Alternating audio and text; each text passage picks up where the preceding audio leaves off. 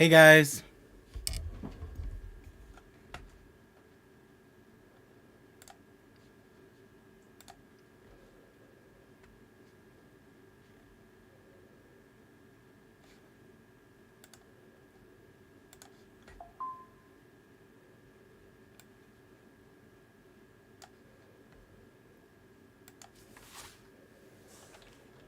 Hello. How's the video, you guys?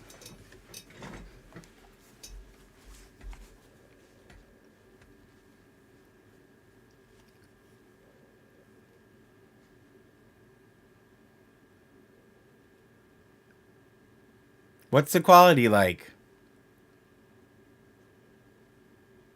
All right, excellent. I hooked up an encoder that's outside my PC, and so far it is looking really good. So far, knock on wood, not a single dropped frame, which means there shouldn't be any buffering. So I'm pretty excited if this has solved the problem.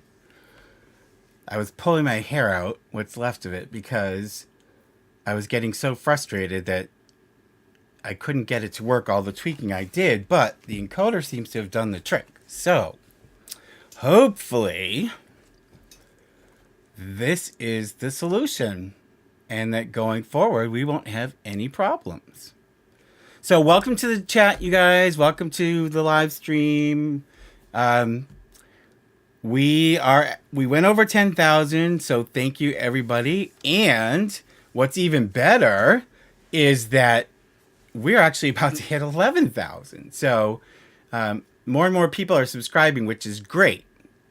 And by the way, my store went live. Let me no, Pooh, I'm actually not using anything. I'm using only my own resources to stream. I'm not going through a service. My goal was to try to not have to use a service. I wanted to really be able to do a good enough quality stream without having to go through a third party, and it seems like it's working.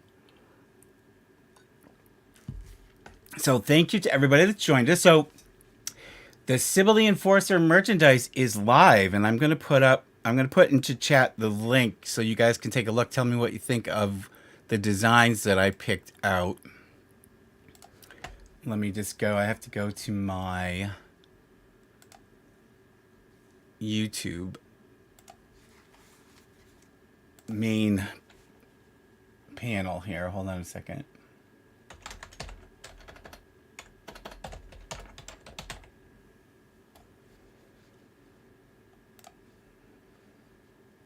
So give me 1 second. I want to pull up a link for you guys.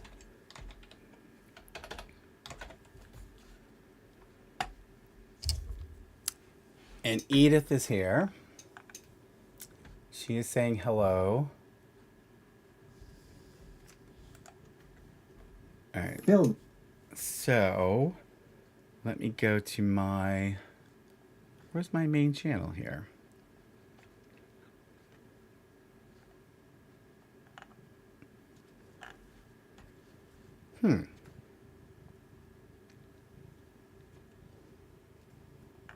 Where's my community page? Hold on 1 second, you guys.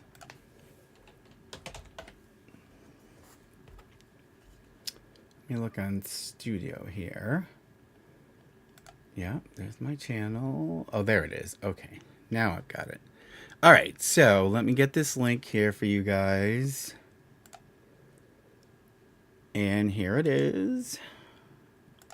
And I'm going to put this into chat. You guys can see. Those of you who go and take a look, just let me know. What do you think of these designs? Is this not going to let me put a link in here?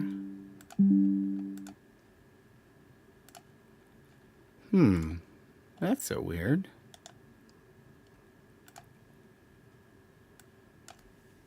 I don't know. It doesn't like that for some reason. So let me take a look. Why are you not giving me?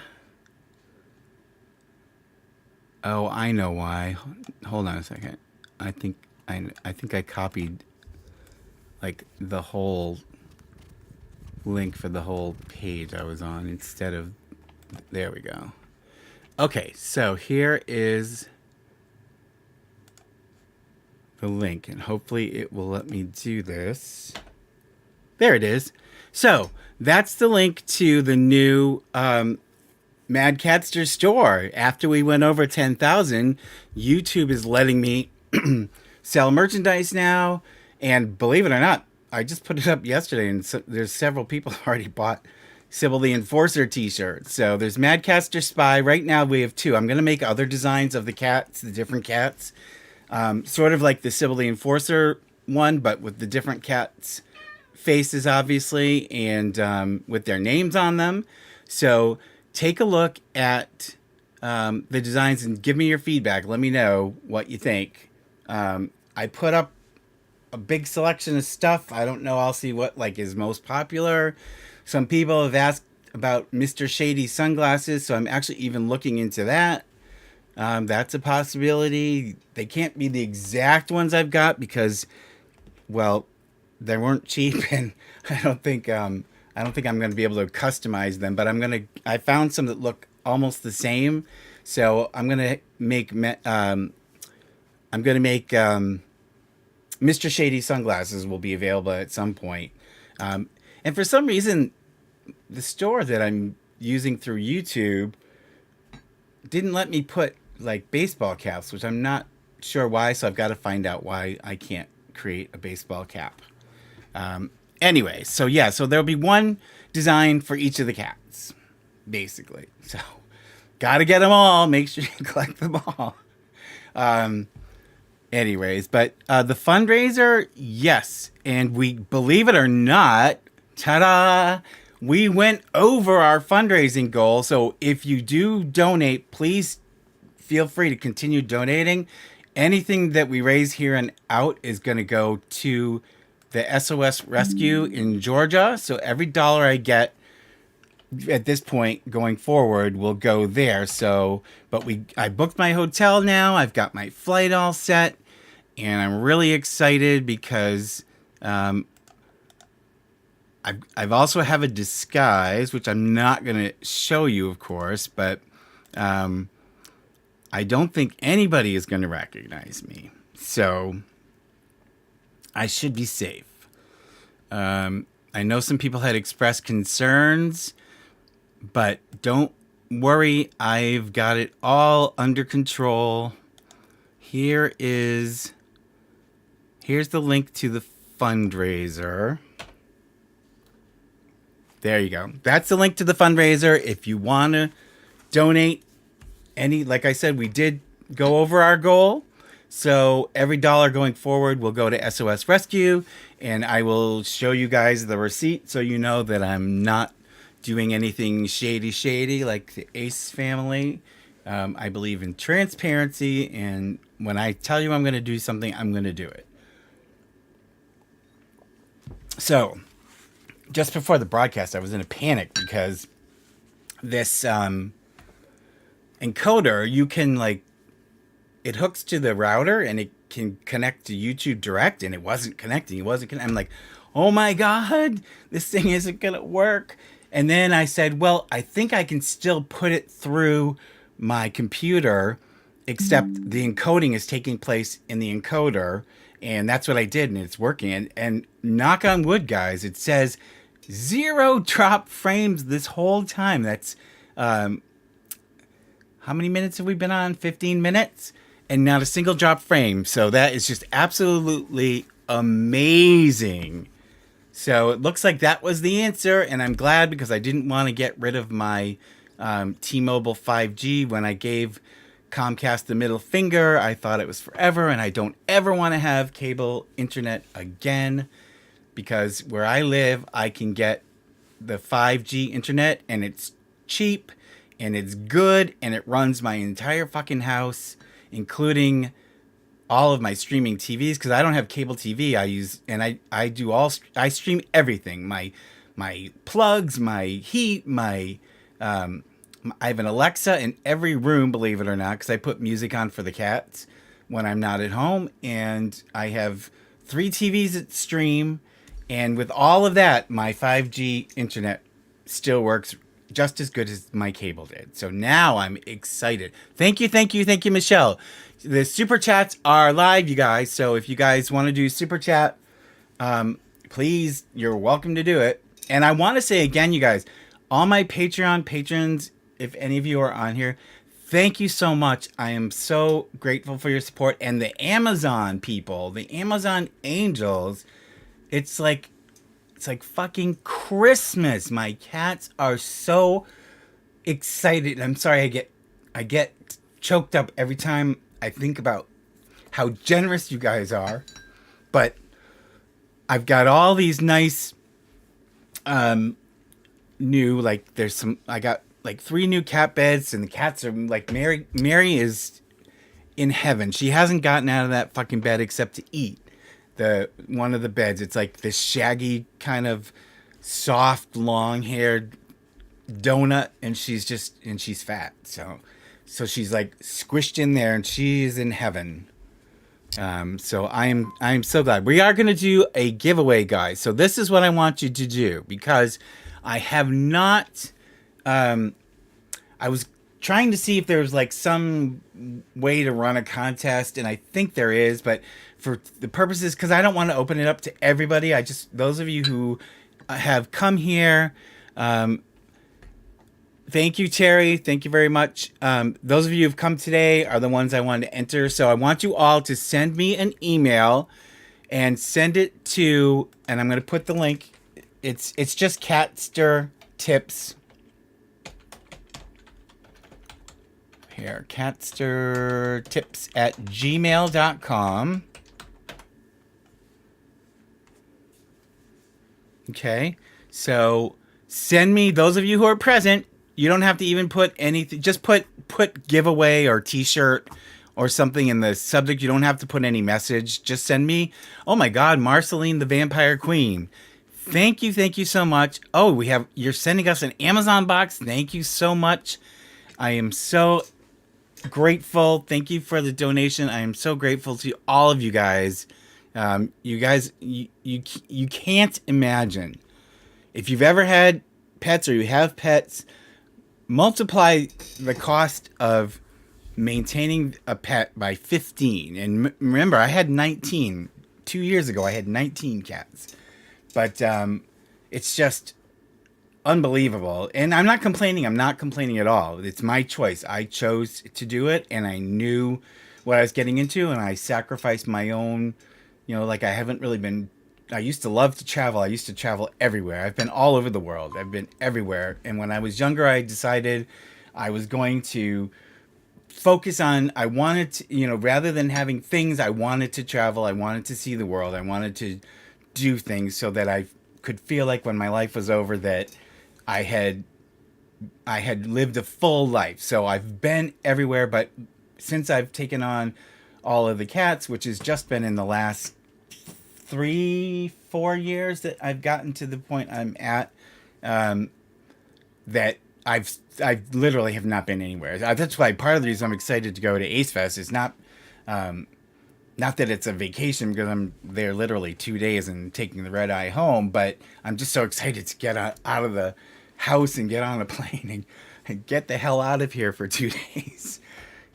But my mom takes care of the cats. My mom gets so excited. My mother can't believe that all the stuff that's come from Amazon. Every day I tell her, oh, today this arrived, and she's like, oh my God, really? And I'm like, yeah. I said, I can't believe it. People are just so nice and so generous, and it's just really heartening to see, because, when I started this channel, I thought, I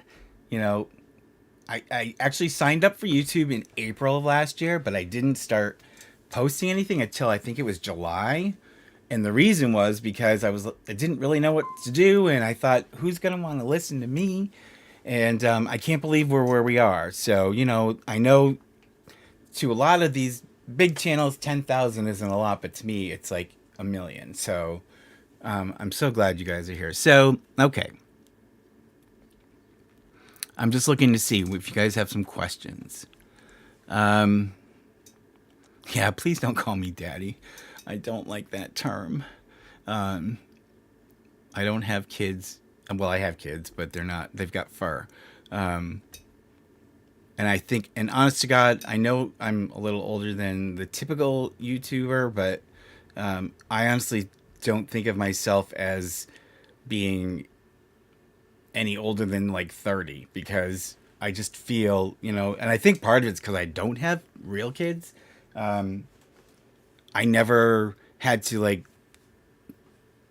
the people seem to go through like this fundamental change when they have children. Like I've seen all my siblings, they go through this like change and they stop being like young people and they start being old people. So I never had, human children, so I still feel like honest to God, I don't feel any different. And I don't my mindset is no different and I keep up with one of the keys is like I'm always up to date with pop culture and you know whatever's going on in the world and music and my I've not changed any of my habits, like I listen to current radio. I know when I was growing up, it was like, my grandmother had like music from the 1940s she'd play on the radio, and I'm like, ugh. It's like, and I this is another thing I say, you're old when you go to Home Depot and the music they're playing is the music from when you were in high school. And I'm telling you right now, those of you, thank you, Angelic Misha. Thank you very much. I appreciate it. I think I've told you before, my favorite cat in the whole world, his name was Misha. And he was 20 years old when he died. Never had a health problem. And then a few months before he died, he had a stroke at Thanksgiving. And he had trouble standing up and walking, but he would drag himself to the freaking litter box to go pee. Or he'd wake me up during the night so I could hold him up in the box, stand him up in the box and hold him. But then I'm going to try not to cry because it's been 4 years now. No, it's been 5 years. Oh my God, he's been dead for 5 years. I was working on a pleading. I was doing this huge motion that I had to file in court, and actually federal court. And I was up till all hours sitting in my bed with my laptop, and Misha would always be with me. He would wait for me at the door when I came home, and he was like sleeping in between my legs. And at one point, it was like 1:30 in the morning. He meowed and he lifted his head and looked at me, and then he laid down, and I thought he went back to sleep, and he had died. So I was so glad though, because honest to God, the very next day I was going to bring him and put him to sleep because I could tell he had it, and but as long as he kept eating and everything, I wasn't going to do that. And it was like, I had this conversation. This is going to sound so bizarre. I know it's going to sound crazy, but I'm not crazy. I promise you. But I had a conversation with him. I had taken him to work, believe it or not, that day in a carrier, and he laid in the carrier and watched me work all day. And I just said to him, "You can go." And that night he did.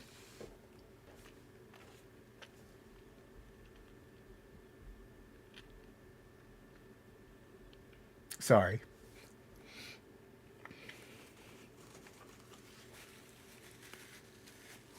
But and I won't, no more downer stories, okay? But he was my absolute favorite in the whole world. I still miss him every day. So, yeah, Tracy, honest to God, and thank God it's not, like when I was a kid, they used to play that horrible, they call it Muzak, like in the elevator music. and they would take all these popular songs and they would turn pop songs into these like instrumental, and it just was so gross. It was like, why bother? It's like, I just put some classical music on or something. But thank God now they don't change the music. They play the real songs. But I've noticed in the last couple of years, I'm like, holy shit, they're playing all these big songs from when I was in high school in Home Depot. So I must be old now, because all the songs that I liked when I was growing up, and when I even, after I had just graduated high school, they're playing in the stores now. So now I'm old, but like I said, I don't feel it, and I swear to God. And actually, I will repeat this again. I've said it in my one of my videos. Sunscreen, sunscreen, sunscreen. Look at Mr. Shady, has no crow's feet, not a single one. And I have, like, maybe the lines next to my thing, but like the lines in my forehead I've had since I literally, when I was 16, I had the same lines in my forehead. So, I partly thank my French great grandmother.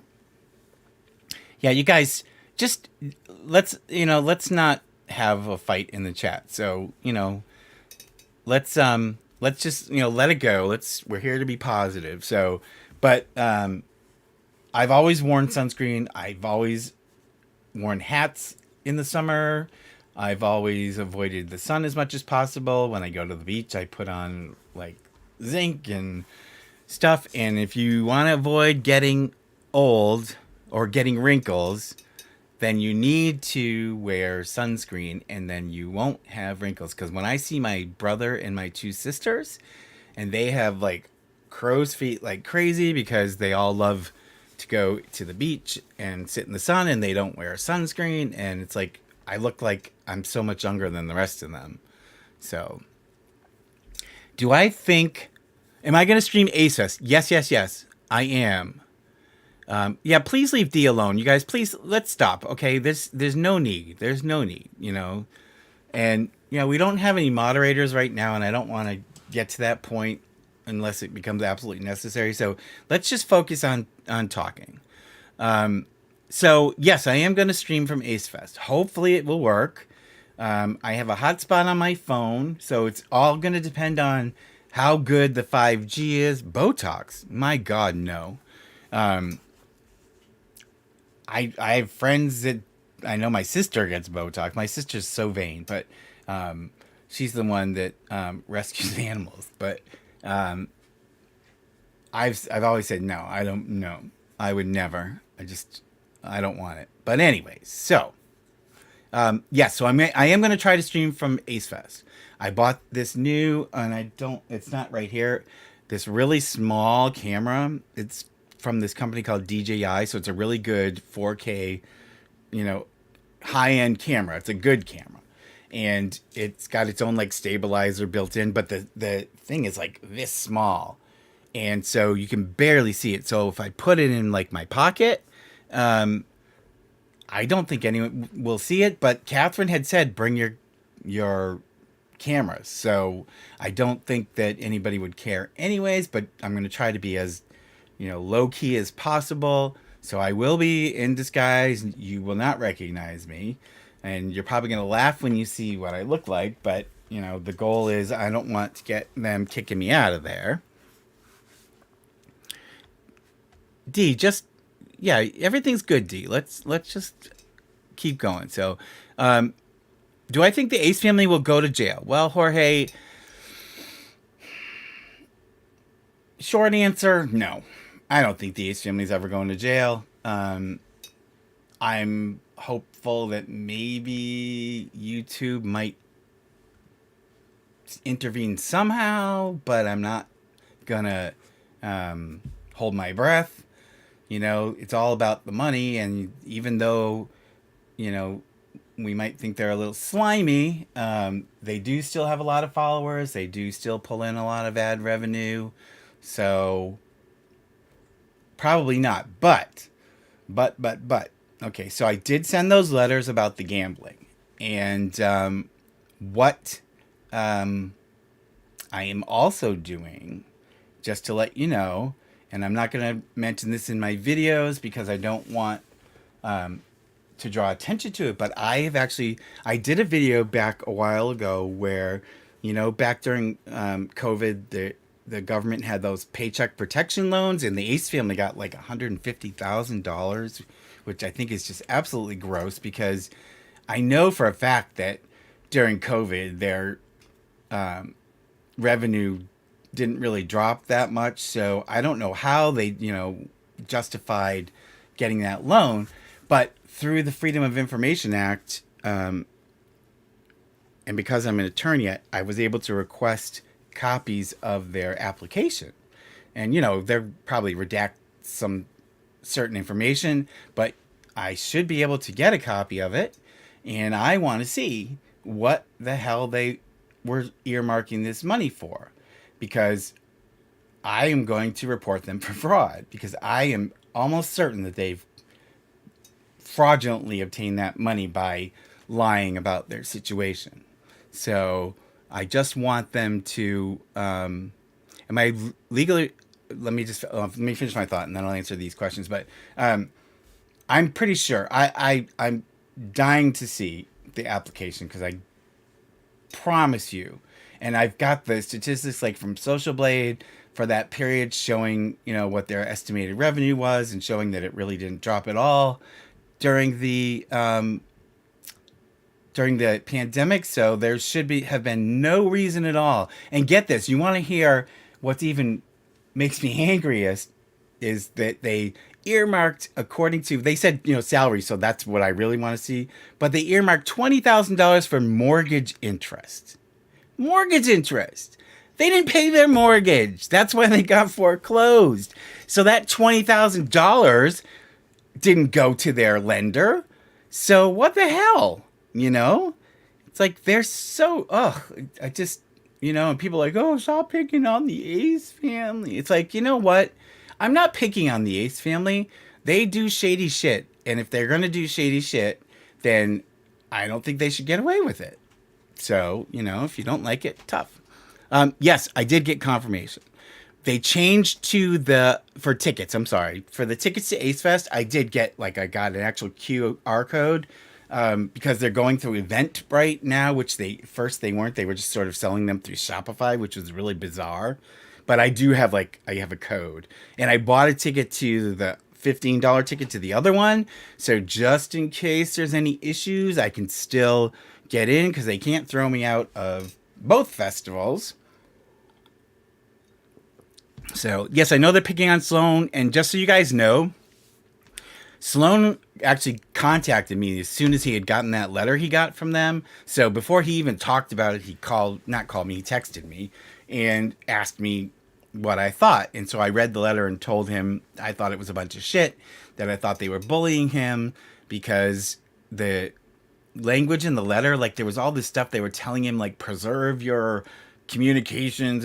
And as a lawyer, I looked at that and said, these people are so full of fucking shit.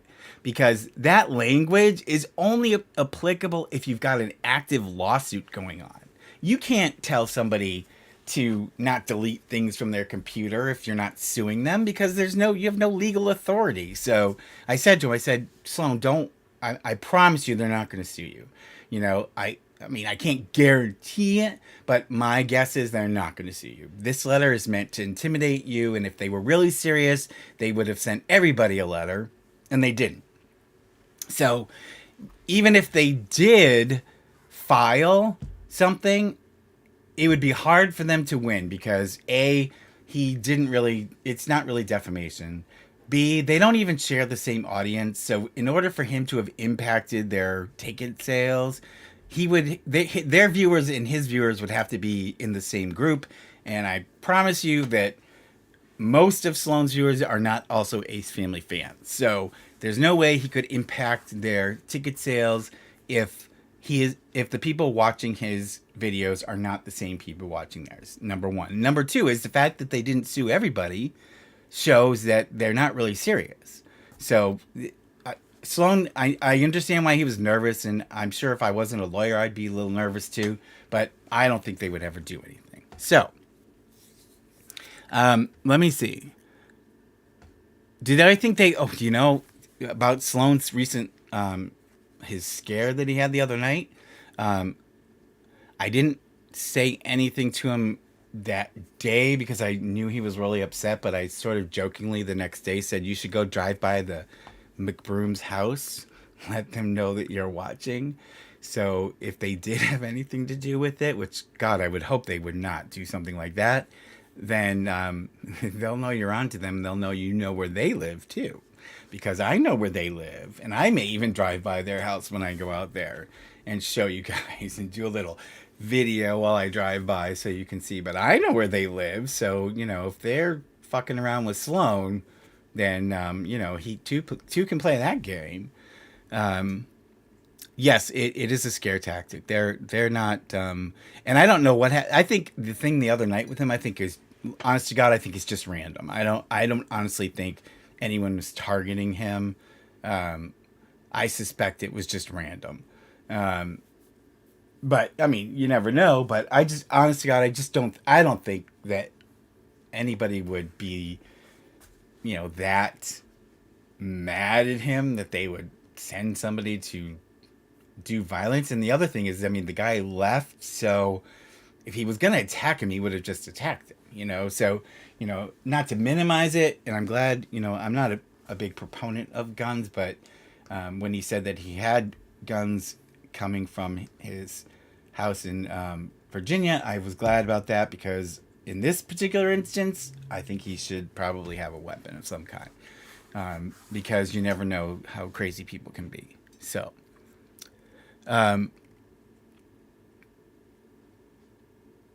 what is going on with you guys in D? What's up? Why is there all this animosity going on, guys? D is 13. Oh. Are you sure? Well, yeah, I mean, if you're 13, I mean, I don't think it's up to any of us to police other people's behavior like that. But yeah, I mean, if you are 13, you really shouldn't be smoking pot, because it does affect your development when you're still younger. So I really don't advise it. So, but it's not my place to parent you. So drive by in a morph suit. Yeah. No, I would not drive by in a morph suit, Leopard Joy, because I don't want to get arrested. They can't arrest me for just driving by their house, but they could arrest me if it looked like I was, trying to threaten them in any way. So, yeah, real Zoe, I don't think that what you're saying about you didn't know about them until you saw about them on his channel. There's no way that his viewers have impacted the Ace family's ticket sales. It's not like he went on, the nightly news and said it. He was talking specifically to his audience. So there's no way. They're so full of shit. It's like, I just wave my hand at them because, talk to the hand, get the fuck out of my way. You people are so unreal. Yeah, Dawnstone, I think it was something random. It could have been somebody, he just moved in, and people are aware when you're moving in, the things you're moving in, and he probably, I don't believe he brought furniture with him. So, they probably saw new furniture arriving and electronics and probably thought, this guy's out. This is a good house to hit. So I think it was probably random too, and I think he scared them away. Although I'm very concerned that he called the police and that they didn't seem to take him seriously. That bothers me a lot. I can't believe that 911. I mean, they should have sent someone right away. Whether or not there's any real danger, it's not for the 911 operator to determine that. The police should be sent out, and it's up to the police to assess the situation. So I was concerned about that, because if he's calling 911 or anyone calls 911, they should respond, and they should respond right away. So I think that was really bad, and I'm glad he had somebody with him, because even if it was a burglar, you never know what they're going to do. If they're confronted, you should never confront a burglar, even if you're the McBrooms and have a fake break-in. But yeah, you should never confront somebody. You should just go the other way, call the police, whatever. It's not worth getting killed over something like that. Um,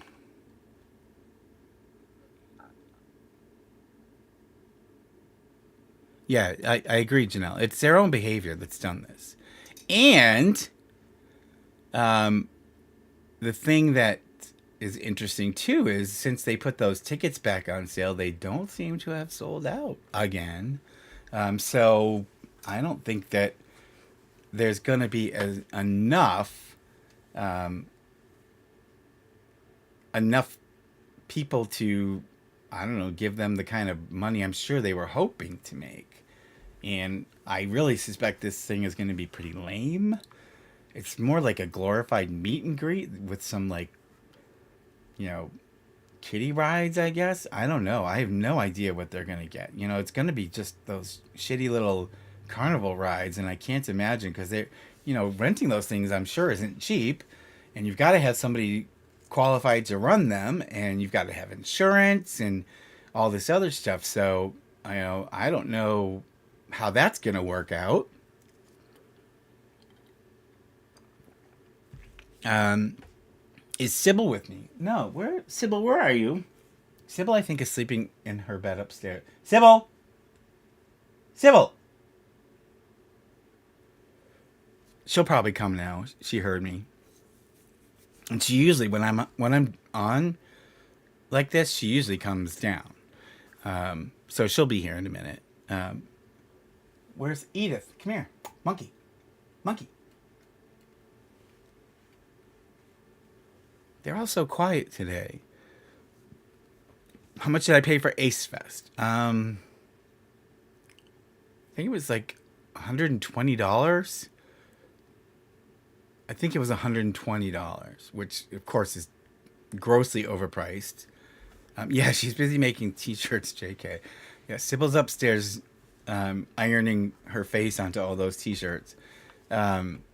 No, I don't think they'll recognize me, Gwendolyn, because like I said, I am going to be very well disguised. So I seriously doubt they're going to recognize me. Um, the other fair has, yeah, yeah, Dawn, exactly. I think they are kind of banking on the stuff that I'm sure that what they're probably doing. This is my guess. This is just a guess.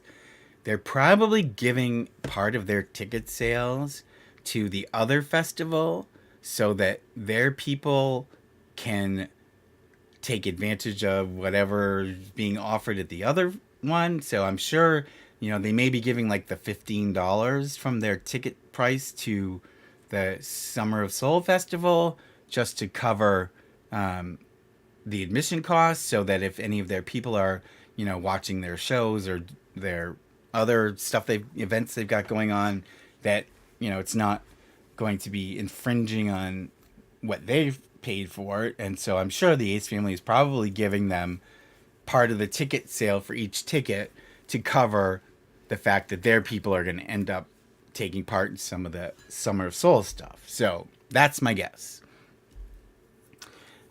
It would be funny if the fair was actually good.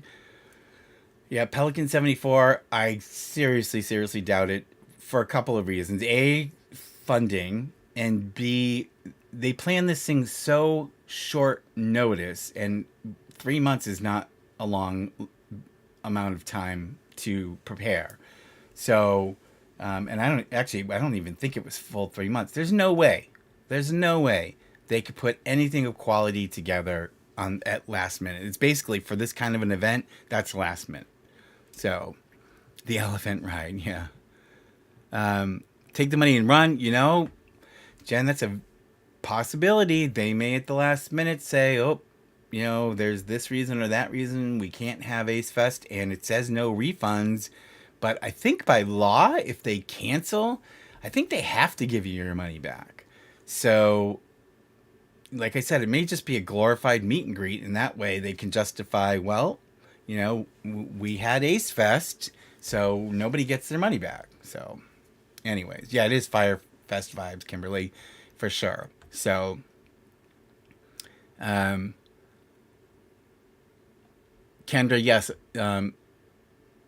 bonds with cats can be a very strong thing, and I always know people who are not cat owners or cat lovers or have never had a cat when they say, "Oh, cats are aloof. Cats are aloof." They don't. They only want to deal with you when they want to deal with you, and you know that's such a generalization. It's not really true. Cats are different than dogs. They don't give you just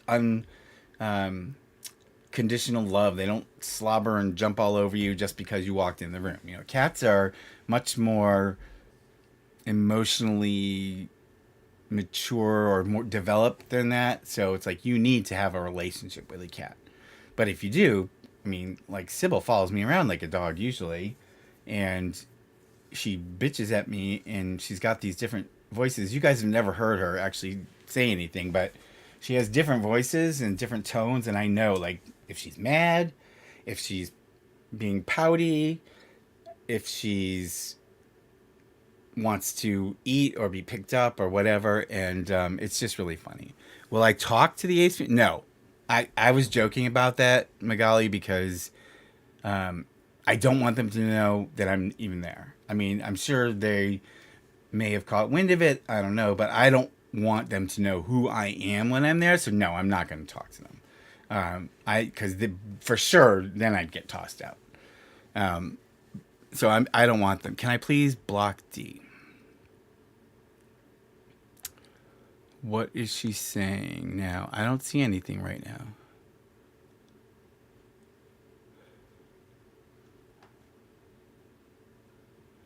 D.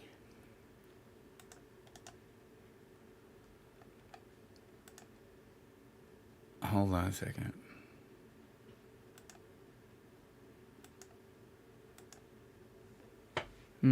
What's going on here?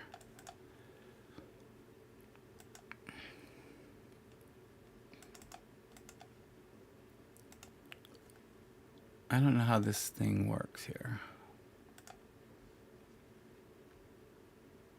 Yeah, seeing them in person, I don't know if I'm going to see them in person, honestly. Um, oh, here we go.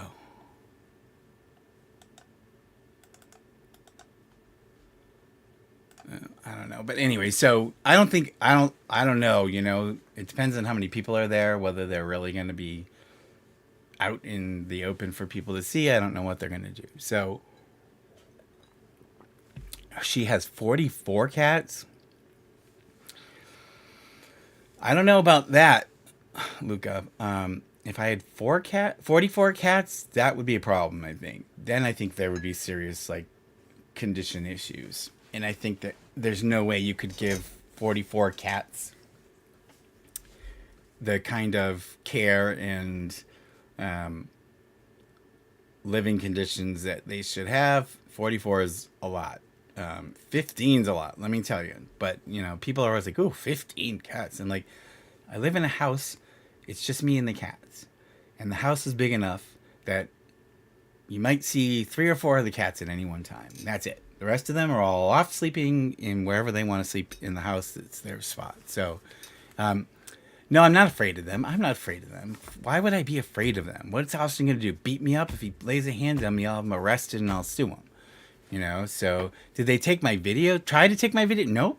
They have not tried to take my videos down. I think it's either they don't think I'm big enough to be a threat, or they know that I'm an attorney, so I will fight them. And most likely I would win. And then, that would just compound their problems.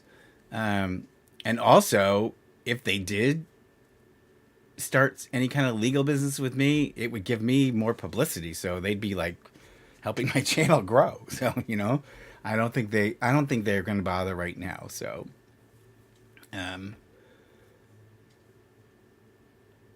yes, it disguises Plan Kelly. shouldn't that pet EL the painting behind me, should it be a cat? It should be a cat, but I didn't really have a choice on the setting. I have looked to get an antique cat painting in the past, and believe it or not, they're very collectible. So they usually aren't cheap, and I'm not gonna spend a ton of money on a painting for that reason. But no, and I love this painting, so I definitely want this.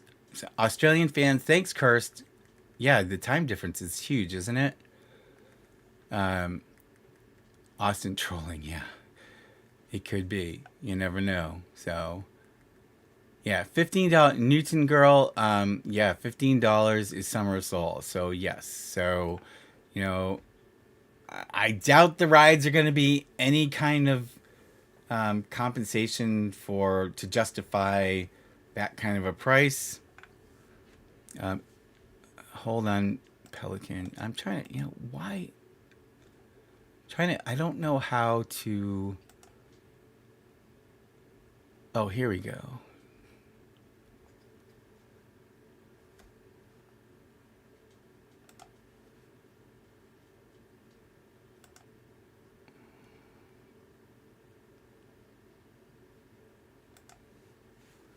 Okay. So,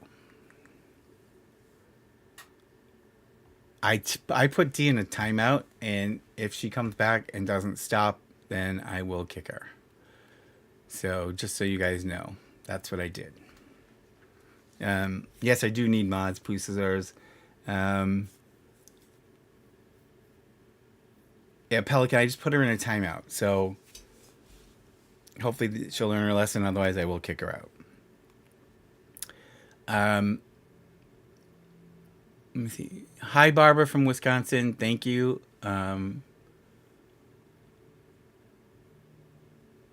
For sure, an 8-year-old Ace fan.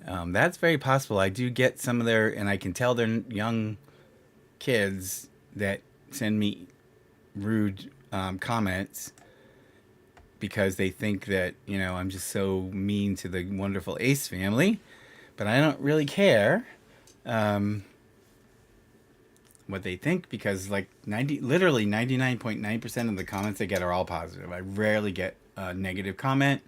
And when I get a negative comment, if it's not like somebody, if they have a difference of opinion with me, that's fine. I don't have a problem with that. But if they're like bullying, or they just are just saying nasty things, then I block them, because I don't have a problem with having a conversation. If you don't agree with my position, then we can talk about it. But if you're just going to call me names, or send me abusive messages, then I'm gonna block you, because that kind of stuff I don't tolerate. So the games will be free. Yep, everything except the food is supposed to be free at Ace Fest. So and so remember, you guys, those of you who maybe weren't here, oh, for God's sakes, D, because you gotta stop engaging the chat, people. Okay? You've got to just cut it out, because people are getting annoyed. So, cursed. Yeah. No, I'm usually not nasty, and even when I'm roasting somebody, I don't do it to be like vicious or vindictive or anything. I do it because they're doing something stupid.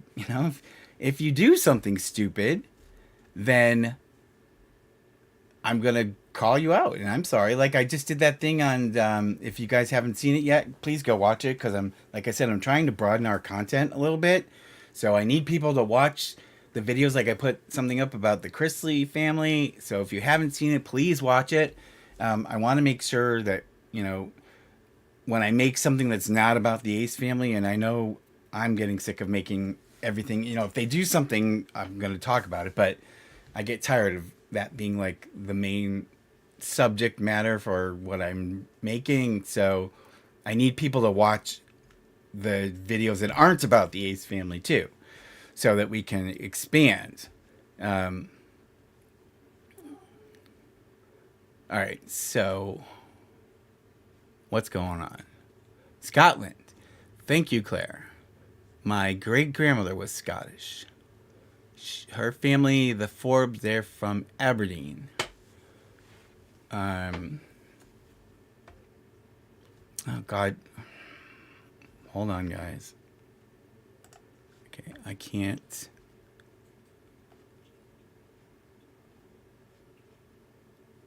Give me 1 second, you guys.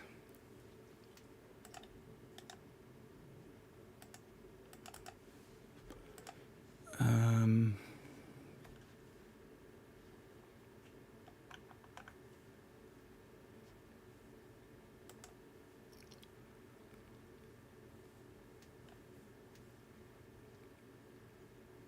hmm. Okay, I think I just kicked her out. So, anything with Sybil. If she doesn't come down in a couple of minutes, I'm going to go get her. She's just up at the top of the stairs. There's a bed there that she lays in because it's heated. Believe it or not, I still have it plugged in, even though it's May or June now. Um, so, did I see somebody say Denmark? I've been to Copenhagen. I did a trip once with some coworkers. We went to Iceland and we spent 3 days in Iceland. And believe it or not, Iceland is not cold and crappy like it might sound. It's actually pretty green and beautiful when the weather is nice. But we went to Iceland for 3 days and I loved it. Actually, I love Iceland. I thought it's so beautiful. And they have that thing there called the Blue Lagoon, which Iceland has like geothermal power, and the runoff, the water they use to cool it, is like natural. I think it's like ground. It's like spring water almost, and it's got like silica mud in it, so it makes your skin very soft. But they fill this volcanic crater with the runoff from the power plant, and they call it the Blue Lagoon, and it's always exactly the same temperature. It doesn't matter what time of the year it is, and you go and you just float, and the mud is like white, and it collects in these pots they have, and you like smear it all over your face, and your skin just gets so soft, and they like bring you drinks out into the water and stuff. It's pretty cool.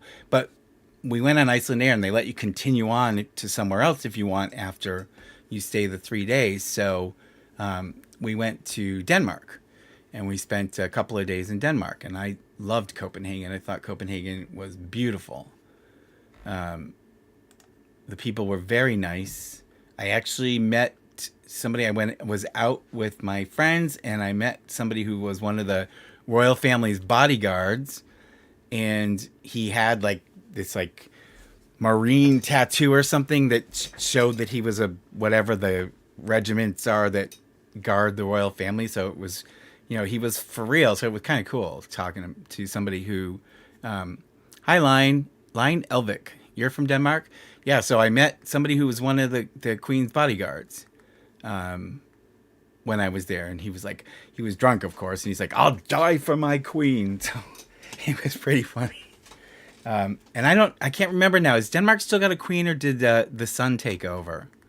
I'm trying to remember. I can't remember now who is. I think no, isn't it one of the daughters that took over in Denmark or something? Or am I thinking of somewhere else? I can't remember now. I usually know these things, but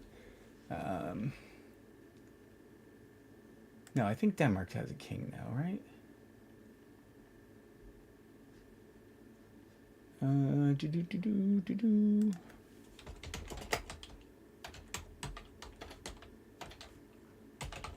Oh no, Margaret. She's still queen. Okay, never mind. I was thinking of one of the other Scandinavian countries. So Margaret's still queen. Okay, and she seems like a really nice person. So, and the royal families in Scandinavia are so much more down to earth than the British royal family. So they're more like real people. Yeah, queen. Thank you. I don't know why I thought like she had. Oh, you know what I'm thinking of? I'm thinking of the Netherlands, where didn't the queen step down and let one of the kids take over? So can I please? Is she still? Who's harassing you?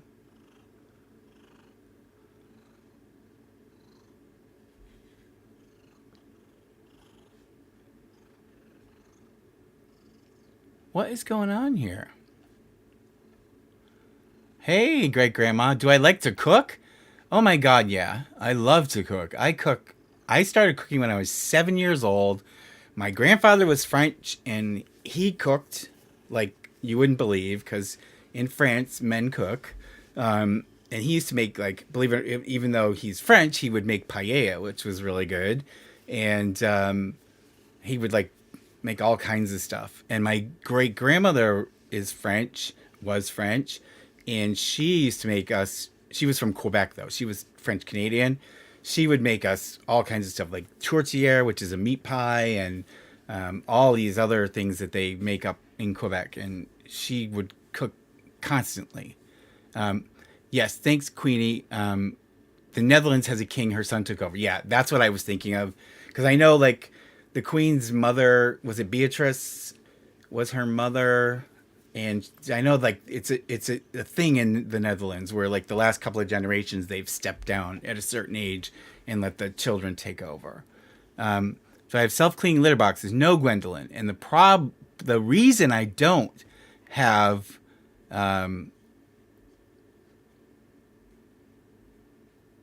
the reason I don't have those kind of litter boxes, I change my litter boxes every single day because with 15 cats, even though I have a bunch of litter boxes, they need to be cleaned every single. Oh, Sybil's here. You know, she's so omnipresent that even when she comes, she just jumps up in my arms and I completely forget. I mean, I'm completely like unaware. It's like just such a natural reaction. I wasn't even aware that she was here. Isn't that's hysterical? It's like, and then I realized I'm like, oh, Sybil's here. Self cleaning litter boxes, Tanya. No, they would never work in my house. It would be nice, but no. So I do clean them every single day because they have to be cleaned every single day. So yeah, she is so sweet. She's all right. What is going on? So I saw somebody else ask me a question. I see great grandma's here, and then I saw somebody else that asked me a question. And I wanted to answer it. Where is it? Okay, Barbara. So you said, how are they going to stop the people that are sharing the space from mingling? I don't know. Somebody had said maybe wristbands. Like this is my guess is the rides, if they actually pull that off, will be like a separate area, and to go into the rides, you will have to show your wristband or ticket or something to get in there. That's my guess. That's how they're going to control it, because everything else is pretty much the same. There really isn't anything that people are going to take advantage of. So I'm guessing like the rides are in a separate area that's going to be like fenced off, and it's sort of like its own self-contained area. And I'm guessing that that's how they're going to control it. So that's my guess, because I think that they are going to you're going to be able to freely move between the two. I don't think it's practical for them. Like if they were going to really have two separate, I don't think they'd be in the same place. So that's my guess. And it's interesting that they picked that particular date, and that it just so happens that other one is there. So there had to have been a logistical reason. And the fact that they planned so last minute is my guess why they're doing this, because they need to have infrastructure that was already planned to be in place in order for them to have an ace fest. Otherwise, it would just have been a meet and greet. I'm not looking forward, though, to how disgusting the weather is going to be. It's going to be, I don't know if any of you have ever been in the desert in July, but like I love Palm Springs, and I actually lived in LA for a little while when I was younger. And in July in Palm Springs, it would be like 110 degrees outside, and it was hot. It's like you would breathe and be like, because it was so hot. So it's going to be disgusting, I'm sure, but that's okay. I want to see what the hell's going on. How long have I been a lawyer? I've been a lawyer for 14 years. Yeah, Snazzy, you know what? Hold on a second. That's a good idea. Let me see.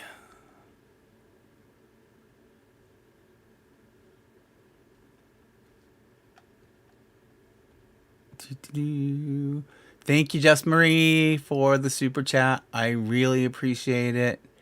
Where is... Hold on one second, guys. Where is, where did he go?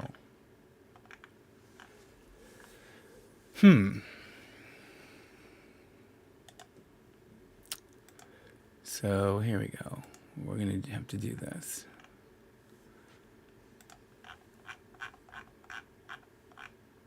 Where are you, Snazzy? Oh, there you are.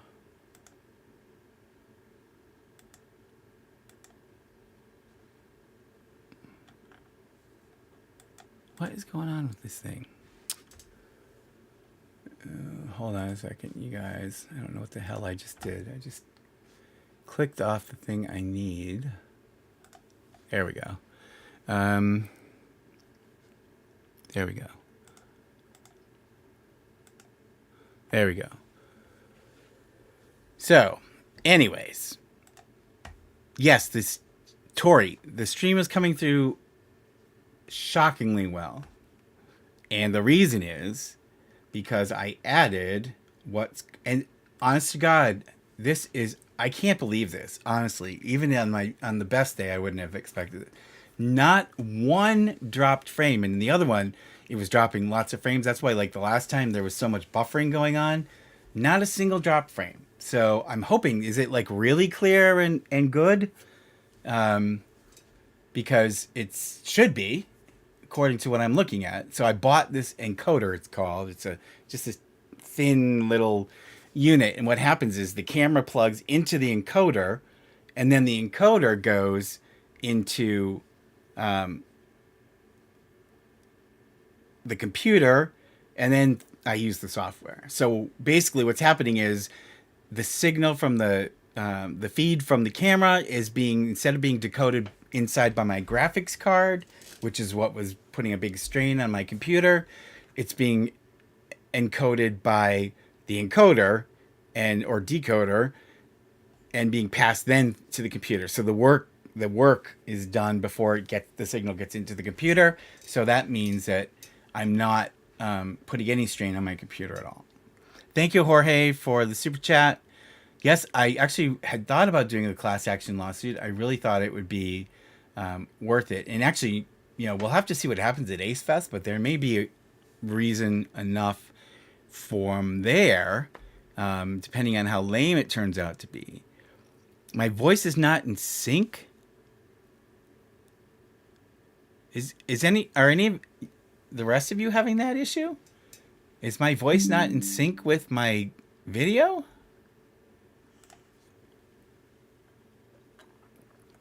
Eric, that's really strange because, honest to God, the videos are fine. Thank you, Great Grandma. Yeah, so the stream should be really, really good. But my videos, I think there was one video where the voice was off, but it was a long time ago. But I've never seen one of my recent videos have that issue. Usually, if it's that issue, it's because of the way the stream or the signal is. The connection like to YouTube, and like if you get out of close YouTube and then go back in and do it again, then it usually will be normal again. But I don't know how interesting. I might consider what is an upgrade.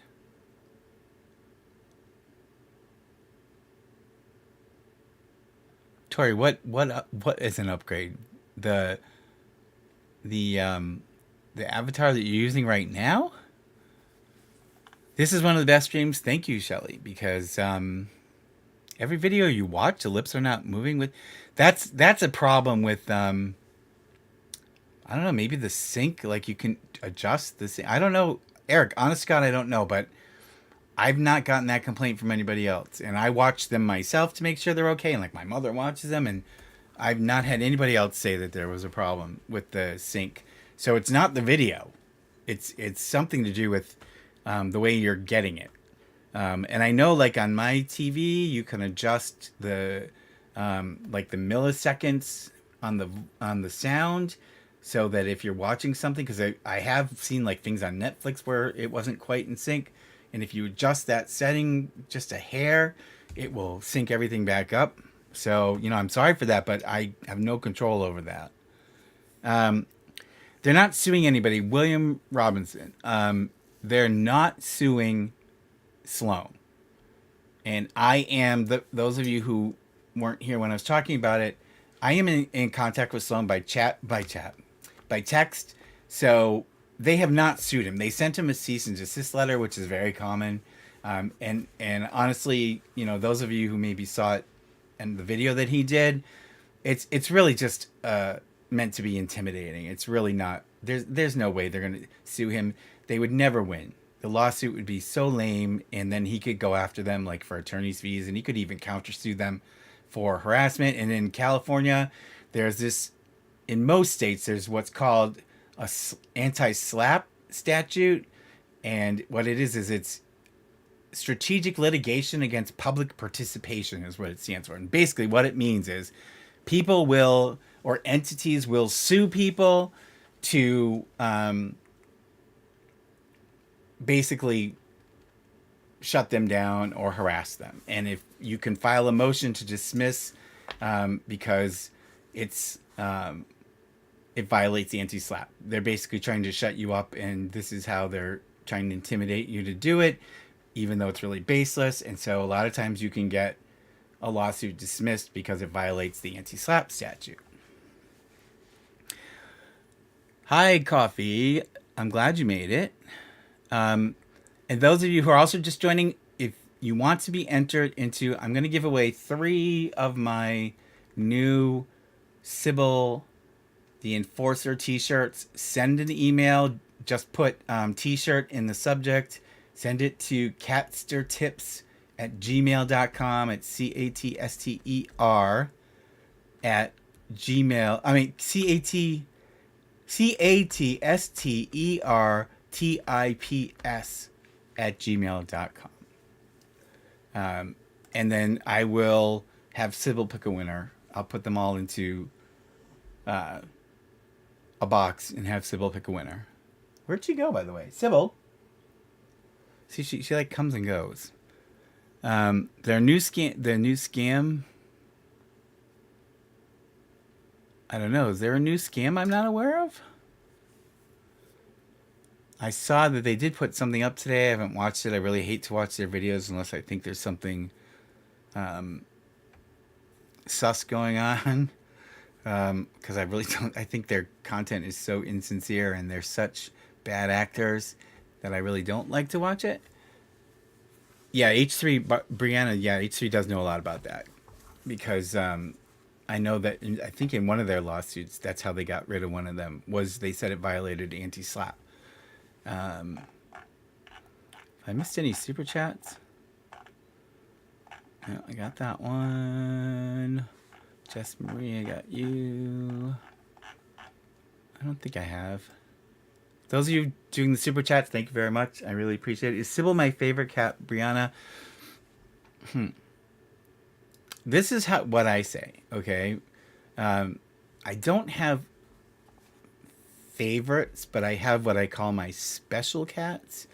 And it's usually they have some quality, trait, personality aspect that's above the norm. Like, I've got most of my cats are like, if you had like a graph and you had like, one steady line for the for the average cat, and then my specials are usually they jump up above that. So yes, Sybil's one of my special cats. I only have ever had one favorite cat, and that was my 20-year-old orange tabby who died 5 years ago, and there will never be another him. And so, he was my one and only favorite. I don't think I'll ever have a favorite again. But I do have, like, Sybil's one of my special cats. I definitely, like, God forbid the day that she's not here, I'll be absolutely devastated.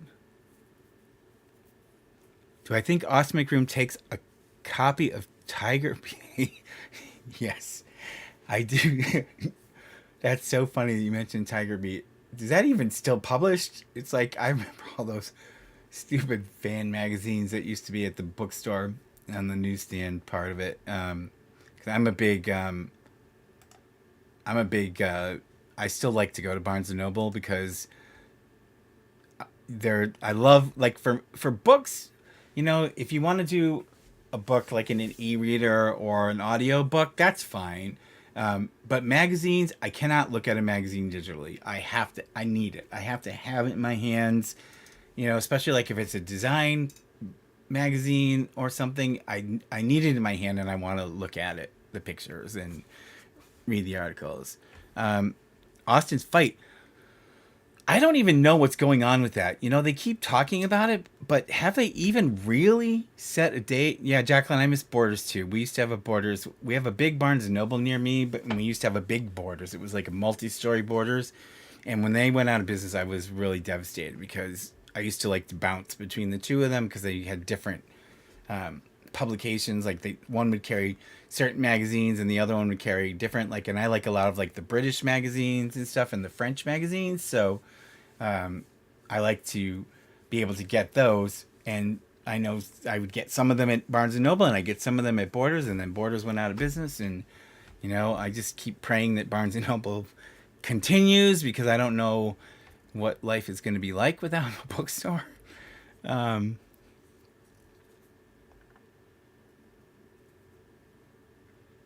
Austin's putting a new. Oh, somebody told me that he's promoting, what is it, King something King DraftKings, um, but I don't think DraftKings falls into the same category.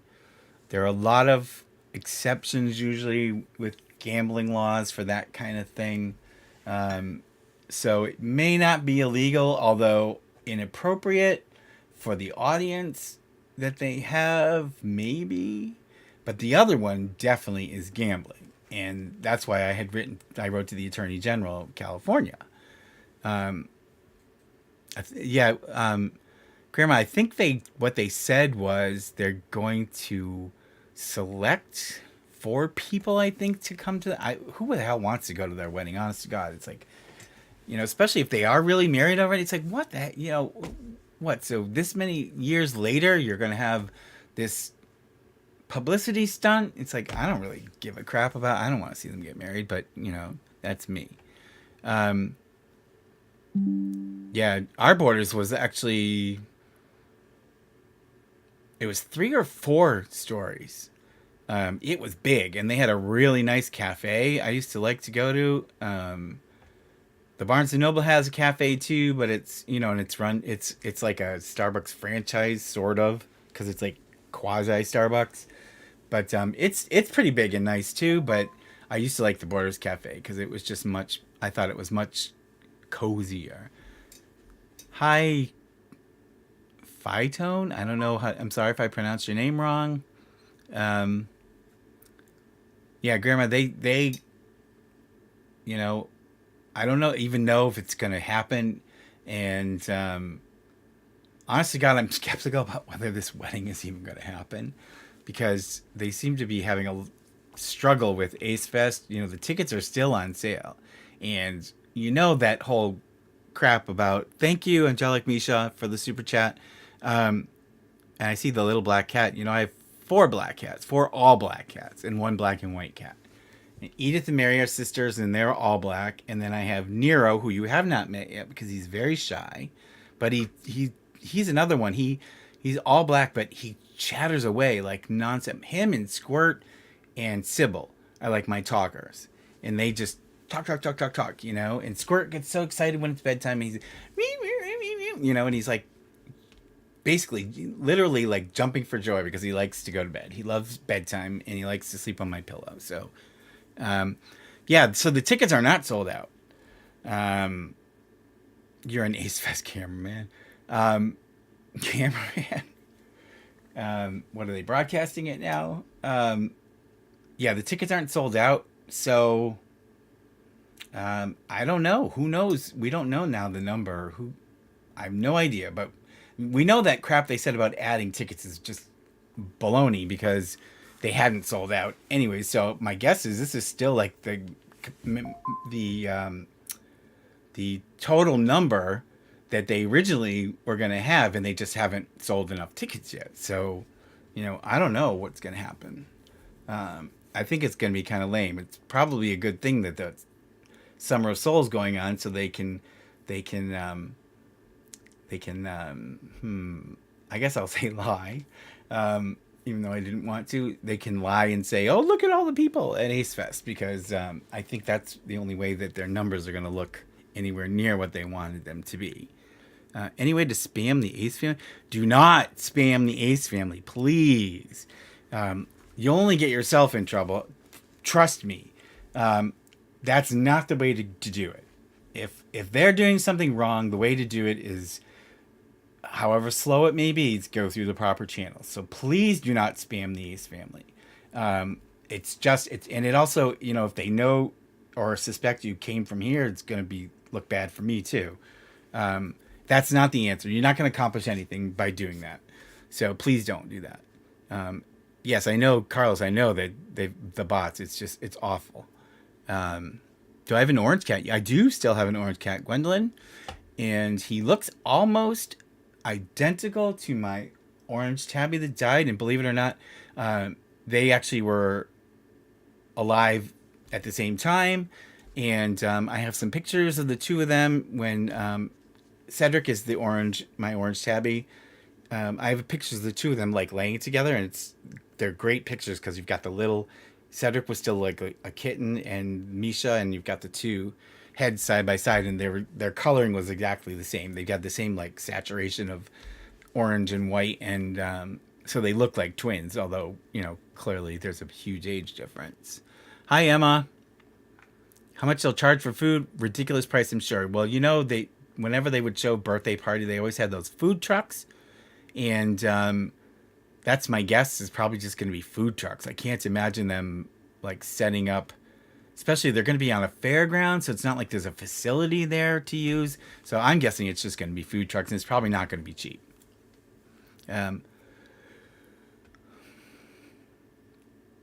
You get your tea here. Thanks, Caitlin. Unfortunately, I do have to give them a view. Otherwise, there would be no tea here. Did I buy? Yes, I did buy tickets like H3. Although I bought mine in the second round, I was not going to buy a multiple ticket. I bought a single ticket. And it has, because it's through Eventbrite, it does have a QR code on it. So I know H3's tickets, like they didn't even get a physical ticket. Thank you, Grandma Unplugged. All you do by trolling, right? All you do is feed their delusion of victimhood. That's right. We do not want them to be victims because they're not victims. And if you harass them or troll them or spam them, you feed into their narrative that, oh, everyone's picking on us. It's like when Catherine said, oh, we had to pay 6 months in rent up front because the internet, his son went on the internet and said that it says you don't pay your bills. It's like, well, you don't pay your bills. So what's the big deal about that? I mean, that's not private information. It's out there for everybody to see. I mean, your foreclosure was hardly a private matter. It's all public record. So you don't pay your bills, and I have no sympathy for you that they wanted 6 months rent up front. Yeah, they are already playing. They always play the victim. Everyone's always, oh, it's just us against the world. It's like, you wouldn't be against the world, or the world wouldn't be against you, if you didn't have all of these shady scams going on. So, yes, not providing free water. Well, I don't know about that yet, but I will definitely, you guys will know exactly what's going on. So we'll see what happens. I actually reached out to the H3. I was hoping that I might connect with them, and I have not heard back from Dan from H3, so I may send him another message. Yes, Barbara, I'm absolutely videotaping my Yes, Grandma, they are going, and I'm trying to hook up with them. Sloan is actually in LA now, as a lot of you probably know, and he and I are going to have dinner when I get there. But I don't think he's planning to go. I was going to ask him about that, but I think that, I mean, for sure they recognize him after all this crap that's gone on with the letter and everything. So he probably wouldn't want to be there. Yeah, they're scamming everybody, Rebecca, and the world's against them. That's right. It kills me when they do. This whole Rolls Royce thing. They're just trolling everybody by doing things like this. It's like they know this is going to cause an uproar, that they're gone through foreclosure, they're renting a house, and yet here they are with this $350,000 car. It's like, come on, everything they do is for show. So it's meant to be controversial. It's meant to get a rise out of people. They're trying to keep the bling lifestyle alive, although I suspect that they're, based on the level of sponsors that they're now getting, that it's probably getting harder and harder for them to keep up appearances, because the money isn't as free flowing as it used to be, because they've got two gaming sponsors now. They've got Ludi, and they've got DraftKings. So I haven't seen them. I don't know if any of you've seen, but and I don't watch everything that they put out, but I haven't seen any other sponsors but them, and then the ad revenue from YouTube.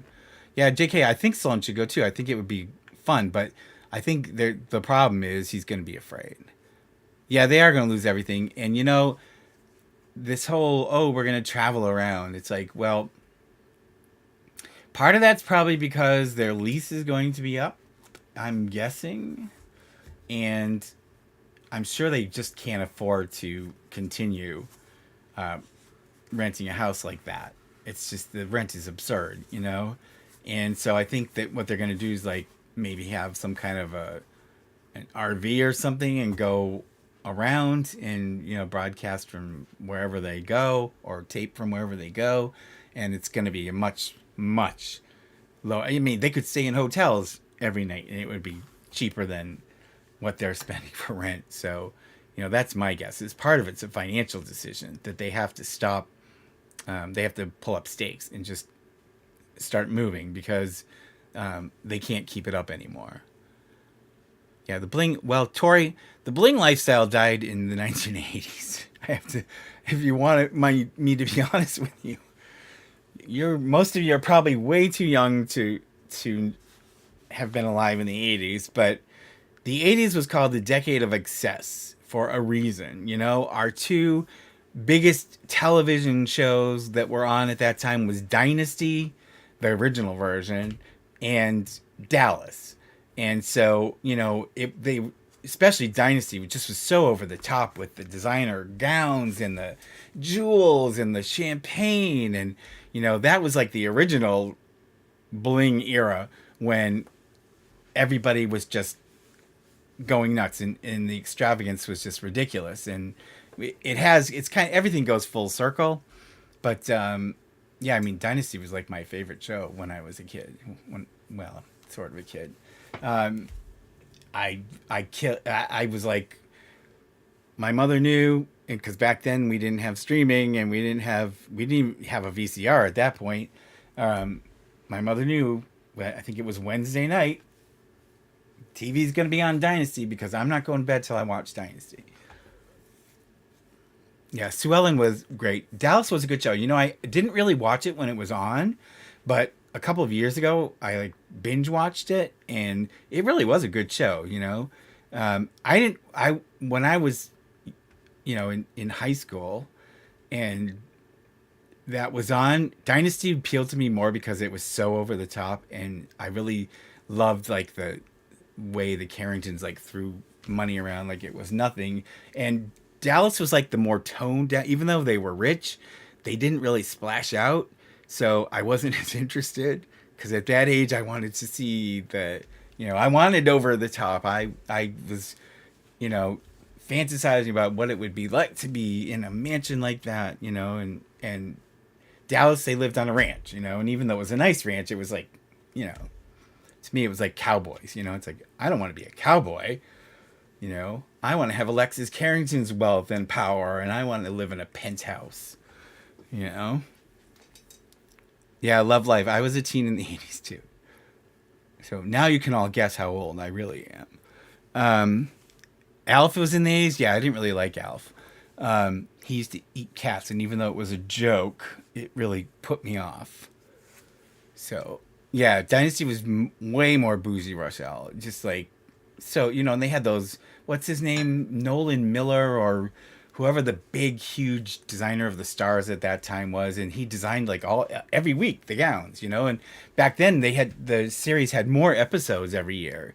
Nowadays the series is like, what, 20 episodes. And back then it was like, you know, went on for like 6 months, and so you had a lot more TV that you were getting back then. And like I just finished binge watching. I watched Falcon Crest for a while, but then I didn't watch it, so I missed like a lot of the later seasons. So I just binge watched all of Falcon Crest. It's like there's so many episodes, it's like nonstop. It just seemed to go on forever. Yeah, Carlos, I know you probably can't relate, but you know what? Someday, sooner than you think, you're going to be in my spot and somebody else is going to be in your spot. Because I can tell you, and I'm sure Grandma can tell you too, that, yeah, oil is not as sexy as diamonds, Grandma. Diamonds are a girl's best friend, and Marilyn Monroe was right. She'll always be right. But no, Carlos, it's like, trust me when I tell you, it goes by so fast that it causes me anxiety now the older I get, because I can't believe how many years have gone by. It's like time just like evaporates. And then you suddenly one day wake up and go, oh my God, where am I in my life?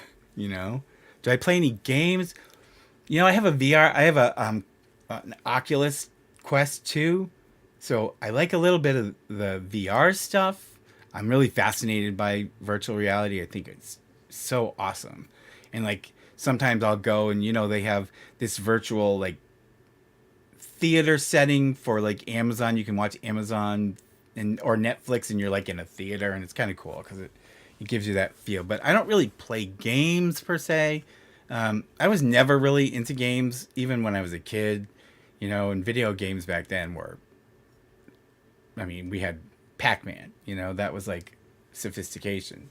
So, but I just, the games are so involved now. It's like, it's not like you can just sit down and play for a few minutes. So, I really don't have time to just like spend hours playing games, but I do love VR. Darshmar, I believe that, because when I was younger, it seemed like life was going to go on forever. And, when I was in high school, it seemed like I would never graduate. But yes, it goes by way, way, way, way, way, way too fast the older you get. Real estate in VR, that must be fun. Yeah, that would be cool. See, like that's something I'd like. Or what I like to do too is I'll use my Oculus headset and I'll do Google Earth, because it's really cool. You can do the street view, and you can like go to different places around the world, and you can like it's like you're at street level, and you're it's like life size. So it's really, really fun. No, Nintendo. I used to have an Xbox, and I started to play it, but then it wasn't really my thing, and then it just sat there. So, I'm not going to invest. If I'm going to play a game, it's going to be like on my VR headset, because I'm having a gaming console for me would be a waste of money. The painting, Noah. Yes. And forgive me if you guys have heard this story already, but this painting, which is very big and very heavy, it's a 19th century British painting that I got in an auction. There's an auction house just 10 minutes up the street from me, and most of the stuff that they sell goes through their online part of their auction, the component of their auction. And so occasionally I'll put a bid on something, because I can go pick up. It doesn't matter what it is. I can go pick it up. But, obviously to ship certain things costs a lot of money. So I will put bids sometimes. Like I've got a whole dining room set from the 1930s. Beautiful mahogany dining room set. I paid $250 for the whole set. and it is in beautiful condition. It's like because nobody wanted to ship it. It cost a fortune to ship it. So I put the only bid, and for $250, I came home with a solid mahogany dining room set. But this painting was a similar situation. I was the only bidder. Nobody else wanted it because you would have to crate this because this is a plaster frame. It's very, very, very heavy, and I had to I had to screw into the joists in the ceiling to hold it up because that's how heavy it is. But I was the only bidder, and I had to rent a pickup truck to go get it because it's so big. And I wanted to hang it in my stairway, but the ceiling at the bottom of the stairs is too low, so I couldn't maneuver it to get it through and up the stairs, which was a shame because I really would have been cool hanging like on that big tall wall on my stairwell. But I like it. It makes a good backdrop. So yeah, there's what it is. It's a woman and she's in the woods, and apparently she's lost because I don't know if you can see here, but there's like it's like a distant, like almost like a dream section where there's people with torches like out with dogs looking for her, and she's like at one of those like shrines you see in Europe where you know these little they like almost like a mini church, and she's like sitting on the steps, and you can tell she's exhausted, and she's got her like bag of things, and her dog is with her, and so she's like lost in the woods. There's no title. I don't know what the artist called this painting, but hi Dr. Cross. Yes, 1212 Gateway with 1212 Gateway was definitely a mistake on Catherine's part. She had this experienced cosmetics company that they were creating the formulas because it's their scientists. They were doing everything. Basically, all she was a face on the company, and all she had to do was promote the company. And for God knows what reason, she's decided she can't be bothered. So, and then to try to take it over, it's like, what the hell was she gonna do? Mix lipstick in her kitchen? I mean, what would she do? Obviously, if she succeeded in getting control away from them, they're not going to work with her anymore. So there goes all of her supplies and her formulations. So I don't know. They're really stupid with their money, and they have all these opportunities. They've had all of these years now where they could have been building a solid brand and done smart things that would have made them financially secure for the rest of their lives, and instead they just like piss money away like it's nothing. Yeah, it is greed, Grandma. It's totally greed, and it's the bling. It's like, in this day and age, is it really necessary to like? I'm not impressed that they bought a Rolls Royce SUV because in my mind, I'm not going, ooh, what a nice car. I'm going, oh my god, it's terrible on gas, and it costs as much as a house does, in some places. So it's like, that's not impressive to me. And in fact, I think it's the most impractical car. I mean, if you're going to spend that kind of money on a car, a Rolls Royce SUV is not the car to do it, I don't think. So, yes, they do have open lawsuits. One of the lawsuits is 1212 Gateway sued her, and they settled it. But part of the settlement was Catherine had to promote the product and start making, Instagram posts and Snapchat posts and, promote it in her videos. And again, even though they reached a settlement and resolved the whole lawsuit, they didn't comply with the agreement that is now a court agreement because it gets, the court now... The case is settled, and even though the agreement isn't necessarily given to the court can enforce the terms because the court sanctioned the agreement. So that's what's happened. They're basically, it's like contempt because they're not complying until now. They filed a new lawsuit. Actually, the court may not have sanctioned the agreement because they didn't just reopen the lawsuit, which is actually what you would do. So now that I'm talking to myself here, I'm thinking about it. So the agreement mustn't have been entered with the court. So I take that back. So, but it was a legal agreement, legally binding contract, and they did not comply with the terms. So now they filed a new lawsuit for breach of that agreement. So, it's like, I don't get it. The amount of money they must spend on legal fees, because I'm sure it's not getting done for free. It's like, why can't you just promote your own fucking products, So, Trisha Paytas School of Business. Yes. She's another one. Not good with the money. It's like, if you had that kind of success, wouldn't you hire like a good manager, a good financial advisor, and have somebody taking care of the business end of it for you? Because I know myself, I couldn't manage that kind of money myself. I would spend it all in a day because, I like to go places. I like to do things.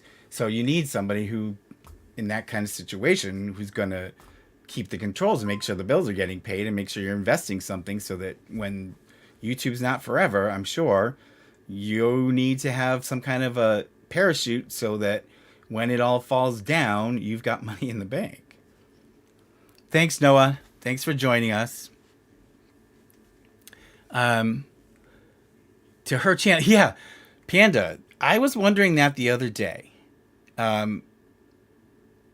Yes, Graham, like I said, with the success they had, they could have been very, very successful, and instead they chose to do stupid things. But Panda, yes, I was wondering that the other day myself. What happened to Catherine's channel? Remember, there was this big, there were stories in the press, and she was talking about how she was going to start her own channel, and zero. But, it's like half of what they say is hot air because it doesn't ever come to fruition. Yeah, she is not crazy. I don't think they're crazy. I just think they're I think they're greedy, and I think their greed makes them do dumb things.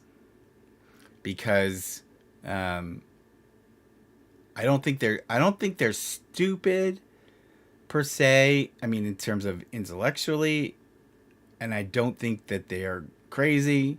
I just think that they are irresponsible, and unfortunately, it gets them into all this trouble, which, then they complain because people are getting mad that they're doing stupid things. But am I ready for Ace Fest? I am ready for Ace Fest. It's your birthday. Oh, that's a joke. How many ticket sales of YouTubers wanting to report back? I'm sure there are a few, but not enough to make any kind of dent in their profits. I don't think there are that many YouTubers who want to go there. Yeah, the car was a stupid purchase, Curse. I totally agree. They did not buy They did not buy Ethan's Rolls Royce. His had an all black interior, and this one is, I think it's black and red. So it's not Ethan's Rolls Royce, unless they redid the interior, but that would have cost a fortune too. So, yeah, the kids when they hit their teens, Janelle, I think they're probably not going to be real thrilled with having their lives on camera either. Teenagers can be pretty fickle and moody, and I'm sure that, especially because I guarantee you they're not getting a cut of anything, and I'm sure there aren't any college funds set up for the kids. So if I wouldn't do it, if my parents were making money off of it, I wouldn't want to be part of it unless they were paying me.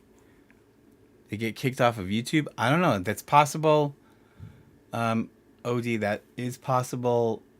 It depends on whether YouTube gets to the point that they think it's no longer worth the economic benefit having their channel going, and decide finally to shut them down when they step over the line one too many times.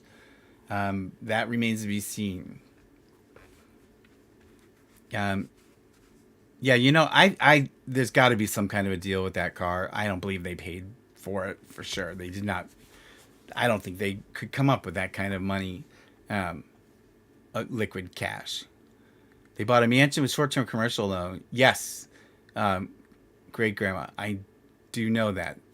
And yes, actually, they used their business as collateral. So I don't know whether that foreclosure had any impact.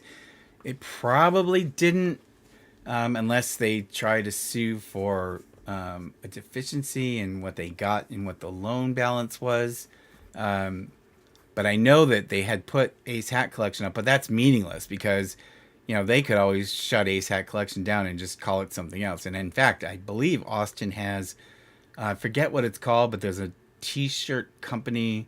He has it separate that you don't really hear a lot about. So it's kind of meaningless that they use that as collateral.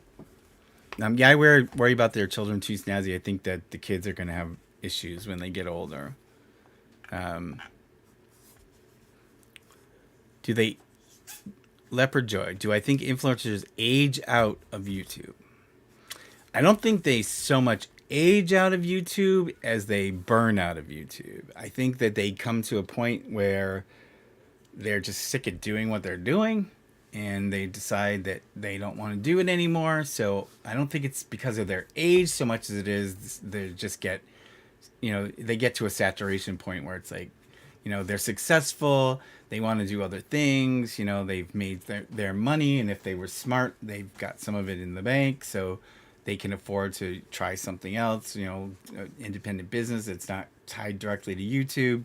And so I think they just decide to move on because, there was actually an article I had read just a few weeks ago about YouTubers burning out and how YouTube is going to have a problem when so many of their big channels end up reaching their breaking point and decide, I'm done.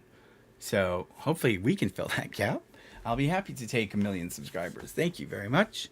Yeah, let's buy a Rolls Royce, Carlos. Yeah, that was the dumbest thing. And I think, if they really cared about rehabilitating their image, they wouldn't have bought a Rolls Royce because that just makes them look like assholes. Especially because they screwed so many people over for cash. And I'm sure that car is not in their name. Personally, I'm sure it's either in the business's name or the father's name or the mother's name. But I guarantee you it's not in Austin or Catherine McBroom's name. Because if they had any kind of equity stake in it, people could come after it. So, and I guarantee you they don't own it. I get really upset with some of these family channels because it's so obvious that they're exploiting their kids for money, and they may not think it, and they may make a bunch of cute videos, but they're exploiting their kids for money. If it was just Austin McBroom, Catherine McBroom, and no kids, I think people would have been done with them by now.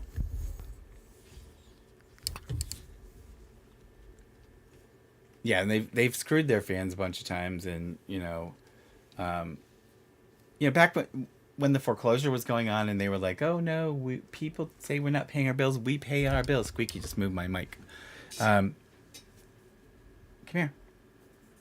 He's deaf, as many of you know, so I have to use like hand signals with him. Oh, and he's got goopy all in his eye. Oh, I'm gonna have to use a warm cloth because it's stuck to his nose. But he's a sweet cat.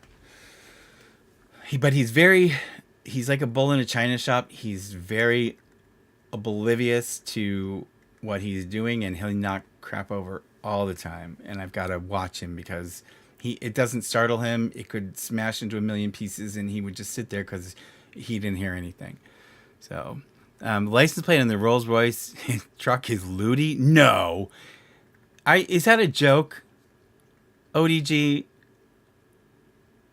That's a joke, right? It does not say Ludi on it.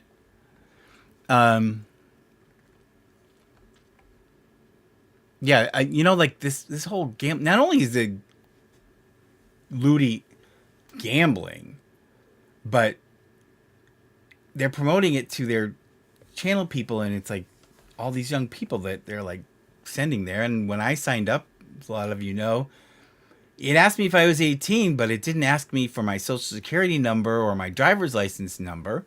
I just said yes. And so anybody can do that. You know, a 12-year-old can get on Ludi and say, yeah, I'm 18. Here's mom's credit card. Let's load it up and go, you know.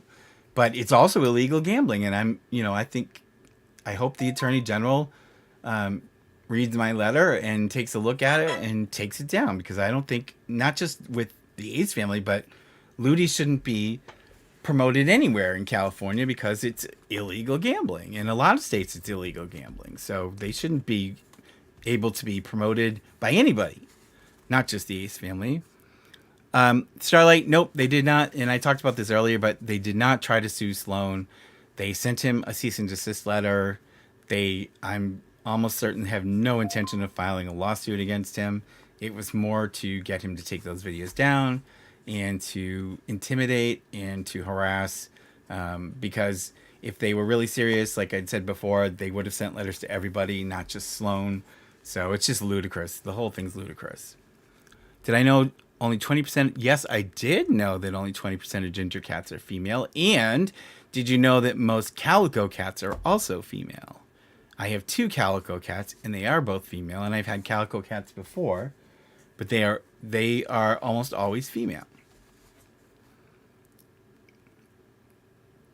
You like my letter? Thank you, Daisy Jew. And I was telling you, if you're late to the party today, I have requested from the government a copy of their paycheck protection loan, because I suspect that it did not get used for the intended purpose.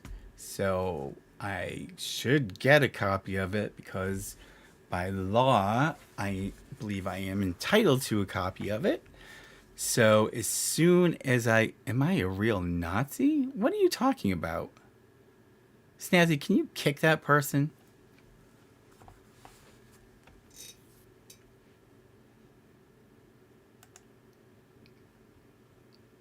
Am I a real Nazi? Yes, I am.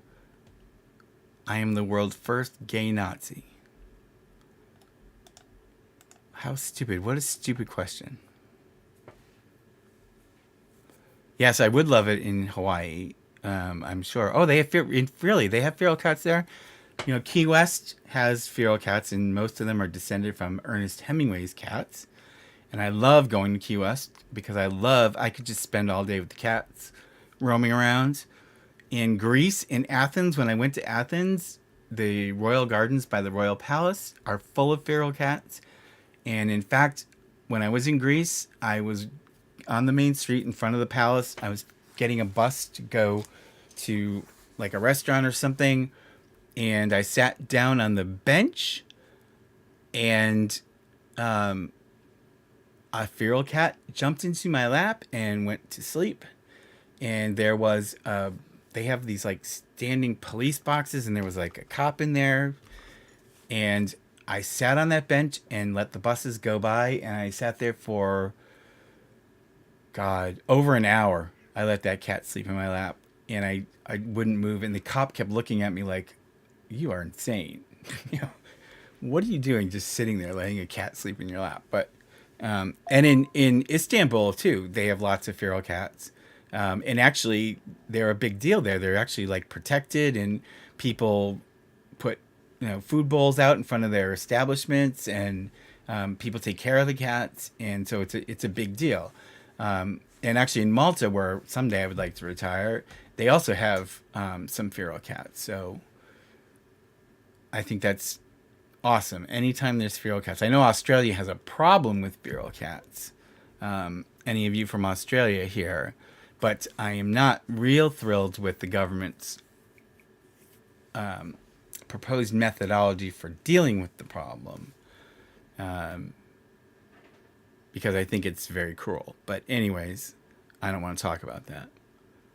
Yes, I hope I do get a copy of the document cursed. You have chickens too? And boars running around? Wow. Now, I've never seen wild boars before. But I've always lived in kind of urban areas, so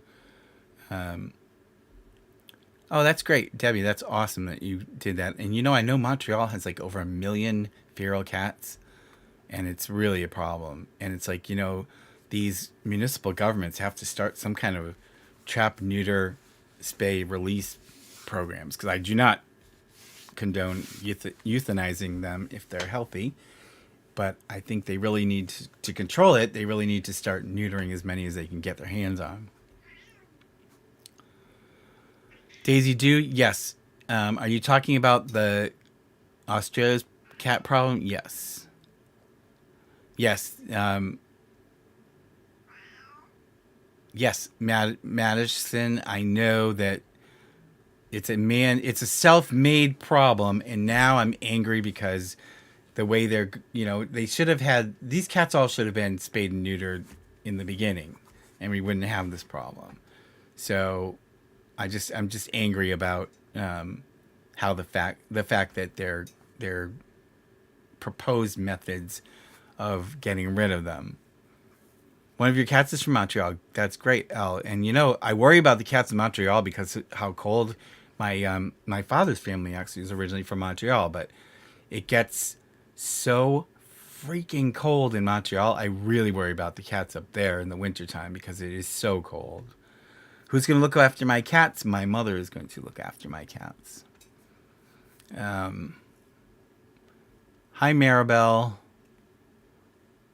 Thank you for your support. I really appreciate it. Um, you put out food for cats? Yeah, I have a friend in um, Queens. I think he lives in Queens, not Brooklyn. I think he's in Queens. But he actually has a feral colony living on the vacant lot next to his apartment building. And he's like built, like wooden houses for them and feeds them and takes care of them. And I think there's like 10 of them that he's got at any one time. So, and I think they were all neutered.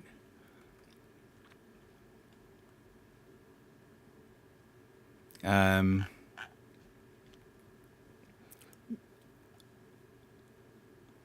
Problems, feral. Yes, introduce. Yes, I know, Medea. I know that that's what the issue is. Is that the cats are killing birds and things.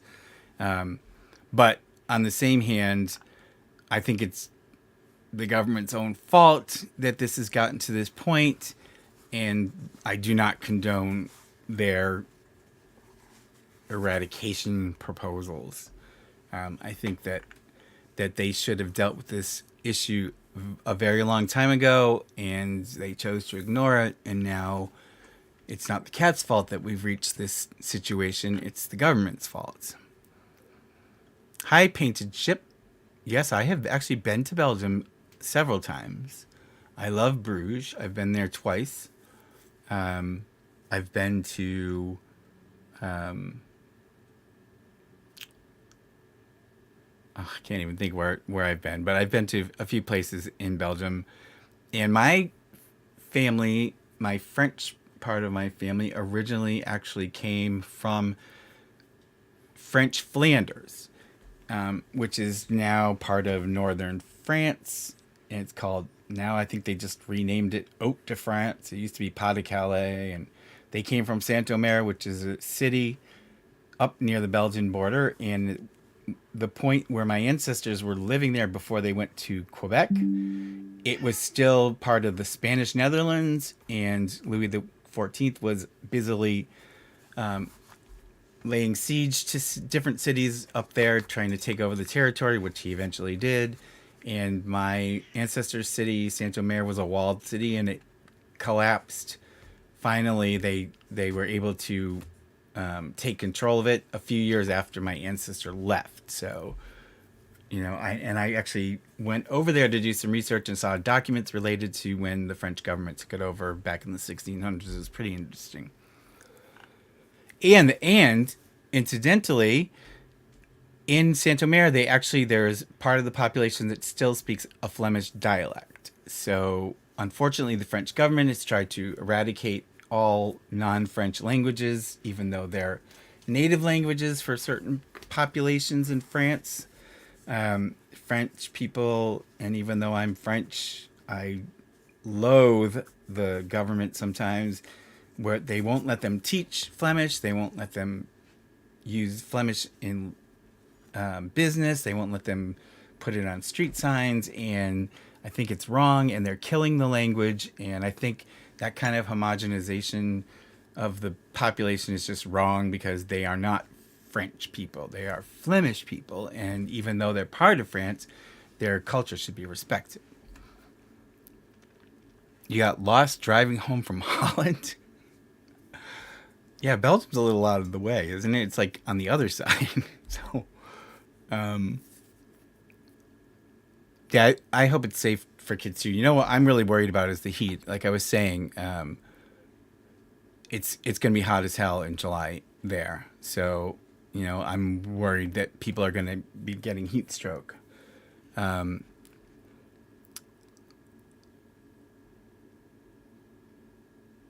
Have I been to Spain? I have, Rebecca. I have been to Barcelona. Barcelona, I should say. That's the only place in Spain I've been. And the reason I went to Barcelona is because I went on a cruise several years ago with my mom and my sister, and it left from Barcelona. But we spent a few days in Barcelona. I really, really, really loved it. It's just the people were nice, the food was great, and Barcelona is a very clean city, at least where we were staying. It was very, very clean. It reminded me of Paris because they had like those little vacuum trucks that go down the main shopping street and vacuum up the trash early in the morning. Yeah, Basque. Yep, that's one of the language. Catalan, even though it's so close to French. But in France, you've got Brittany, you've got Corsica, you've got the Spanish Netherlands, you've got some Basque speakers, and there's I think a couple of other languages as well. And I don't understand why they have this need to extinguish the cultural parts. It's part of what makes France France. I don't think everybody should have the same customs and everything everywhere because it's not natural. It's not native. Oh, Barcelona? Yeah, I know. Catalan is funny, huh? And actually, Catalonia is like the part of Spain I think I probably, even though I've never been anywhere else, I know, I'm aware of. I think it's probably the part of part of Spain that I would like the best. Yeah, Daisy Do. I know about that kid from that ride, and that was not a temporary ride. So I have a lot of skepticism about those temporary carnival rides, and I would not ride them. Favorite place I've traveled? I guess I would have to say Paris because I've been there so many times and I always like going back. But believe it or not, and I really even hate to say this at this point in time, but I love St. Petersburg, Russia. I won't be going back there anytime soon because I really hate Russia right now. And but when I went, I thought it was beautiful. The people were very nice to me. They liked Americans, contrary to what I was taught in school.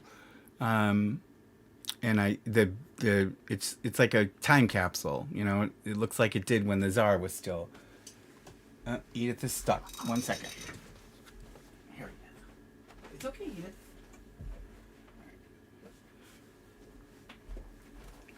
Sorry, Edith got stuck to the cover I have on the couch.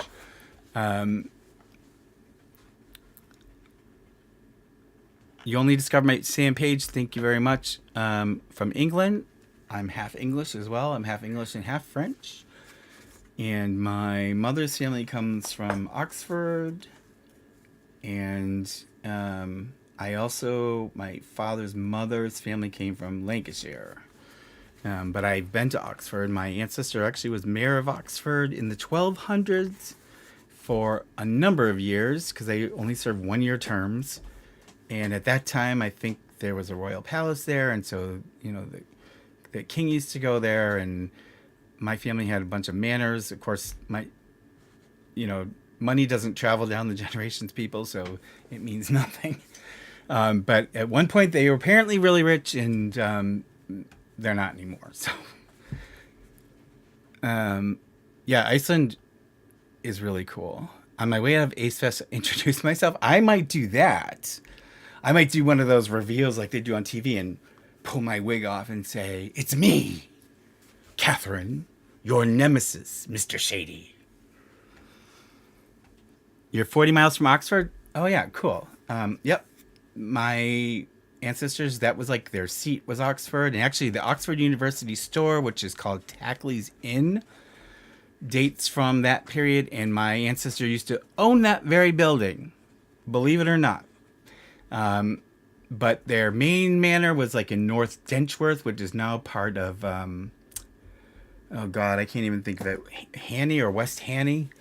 And it's part of Berkshire now. It's not part of Oxfordshire anymore. Yeah, Reykjavik, Joltivita Reykjavik is wonderful. It's expensive, but the people are really nice. They drink a lot, and Mr. Shady doesn't drink anymore. But that was a fun place to go because all the Scandinavians love to drink, and they can hold their liquor, boy. One of the best trips was Iceland. Yep, and I would love to go back there. My mother actually wants to go. She's always wanted to go, and I think I may take her on a trip once I think we're all safe from any flare-ups with COVID. Thank you, Maribel. It's very nice of you to say that. You're from Lancashire, Ionia. Yep, my family came from, I think they came from Blackpool originally, is where they came from. And then I have some of my family came over, actually, believe it or not, literally I have ancestors that came over on the Mayflower because of my English roots. But my ancestor, somebody was from Bermuda, and I think I mentioned this, but my ancestor, Stephen Hopkins was his name. He is an interesting guy, and there was a book written about him just 2 years ago or last year or something. But he actually originally left England. He went to Jamestown, was on his way to Jamestown, Virginia, the colony there that was brand new. His ship that he was on, there was like a flotilla of ships going over. They hit a huge hurricane, and his ship got wrecked on the reefs of Bermuda. And miraculously, no one died. The dog even that was on board survived. But they were literally the very first. There was like 100 and something of them. They were literally. Squeaky is scratching the carpet, and he's making me mad. Because the scratching post is right. He does this. He's deaf, but he knows how to be a pain in the ass. And I can't yell at him. I have to tap him. But literally, the scratching post is in front of his face, and he's scratching the carpet. And he knows it pisses me off because it's a brand new carpet. But anyway. So anyways, they were literally the first human inhabitants of Bermuda. So that's interesting. But then they ended up being able to build a couple of new ships out of the cedar that's on Bermuda, and they did make it to Jamestown, and he lived in Jamestown for a number of years, and then he went back to England, and then he took the Mayflower over. So he's kind of interesting because he's tied to the founding of Jamestown, he's tied to the founding of Plymouth, and he's tied to the the start of the English colonization of Bermuda, which at the time there were no people there. I'm great on camera. Thank you, Maribel. That's very nice. Great Grandma, thank you for stopping by. I really appreciate it. And we'll do another one soon. And like I said, remember to send your t-shirt entry to catstertips@gmail.com and just put t-shirt in the subject. And Sybil will pick a winner from the entries. Yeah, Iceland is lush and green. I know. People all the time, they're like, Iceland. And I'm like, Iceland's a volcanic island, They have, like, active volcanoes. Iceland is not a cold... I mean, it's cold. It does get cold, but Iceland is it has very green countryside, I saw it for myself. And geysers, that's where the word geyser actually comes from. You know what a geyser is, right? The Old Faithful with the water. Geyser comes from Iceland, and they have geysers there. I saw those too. It was really cool. So, and coming from the airport to Reykjavik, it looks like you're on the moon because of all the volcanic landscape. But so people always get this misconception that Iceland is just this really cold place, and it's really not. Wow, your mom went back to the 600s? That's pretty interesting.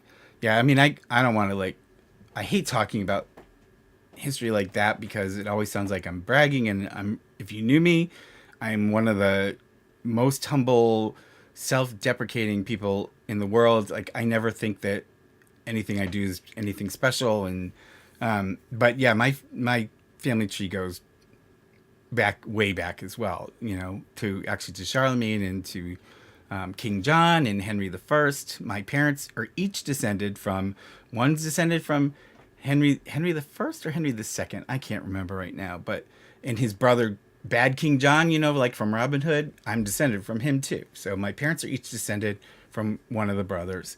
And so I learned not that long ago that Eleanor of Aquitaine was one of my grandmothers, and it was really unfortunate because I had been to the abbey where she's buried, and Fontevraud Abbey, which is very beautiful, where she spent the last years of her life.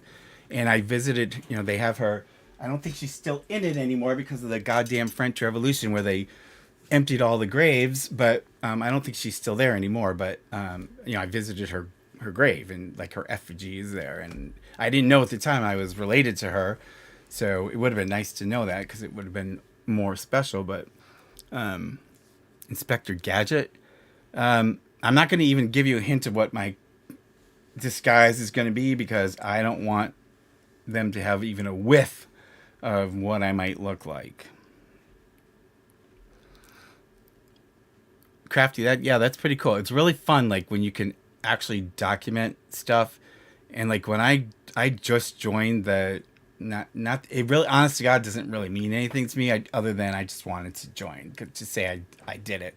The Mayflower Society, the descendants of Mayflower, whatever its official name is, and I had to get, oh my God, the documentation I had to get. It's like, you know, I had to get records from everywhere, and they all had to be like certified, and it took 2 years for me to finally get approved by those people. So, but I don't even like participate in anything. I just wanted to say, ha, I did it. Am I Canarian? You mean Canadian? No, I'm American. My parents are both half English and half French. My father's father is French Canadian, and they came from Montreal. My mother's grandmother, her mother's mother, is from Quebec, was from Granby in Quebec. So, you know, I grew up, my grandmother and my great grandmother spoke French Canadian to each other all the time and on the phone to relatives and stuff. And for some God knows why reason, they never taught any of the children. So I did take French in school for a long time. So I do have a fairly decent working knowledge of French, but we did not learn it at home. Daughters of Revolution. Yeah. You know, I don't know. You know, it's like, I was never going to join any of the lineage societies because I think it's just a bunch of fluff, you know, but it was the Mayflower one to me seemed like that was kind of special. You know, it was like, we all grow up, and at the time I had no idea. It wasn't until literally like 3 years ago that I found this out, because I had done research for years and years and never found anybody. And all of a sudden on my grandmother, my father's mother's side, I hadn't gone like completely back, and all of a sudden, poof, there's two Mayflower descendants. There's Thomas Rogers and Stephen Hopkins. And I was like, oh my God. So I said, well, you know, I grew up with the mystique of the Pilgrims and all that stuff, and you know, Mayflower Society was supposed to be some snooty thing. It's not anymore. Trust me. I went to one thing. It was a welcome dinner like they do once a year, and there's no snooty anything anymore. It's completely gone. But I just wanted to say I did it. I qualified, because my family, I think sometimes half of them think I'm making this stuff up, you know, because when I say, oh, guess who we're descended from, and they'd be like, mm-hmm. And it's like, you know, I don't think they believe me. I don't, you know, I'm a stickler for like documentation. So if I'm not sure, I won't say it. But, you know, and so when I joined the Mayflower Society and I was like, see my certificate, and they were like, oh, and I was like, see, I told you. Did they hand down anything? No, not to me anyways. Although, you know what is cool? I do have my great great great grandmother's Bible. And the way I came up through that was my great uncle, my grandmother's brother. I don't think, I think he's not really my great uncle. It's like your, I don't know what they call it, but my great uncle, he died. And his son, who was not a man of the best repute, let's say, did not have any interest in anything family. So my aunt, my father's sister, said to me, because she knows, you know, how much I'm into this stuff and I've been doing genealogy for a very long time. She said, I've got an old family Bible. Do you want it? And at the time, I had no idea what it was. And I was like, yeah, send it to me. You know, that'd be kind of cool. And it came and it had no cover on it anymore. And actually, I'll show you. Hold on.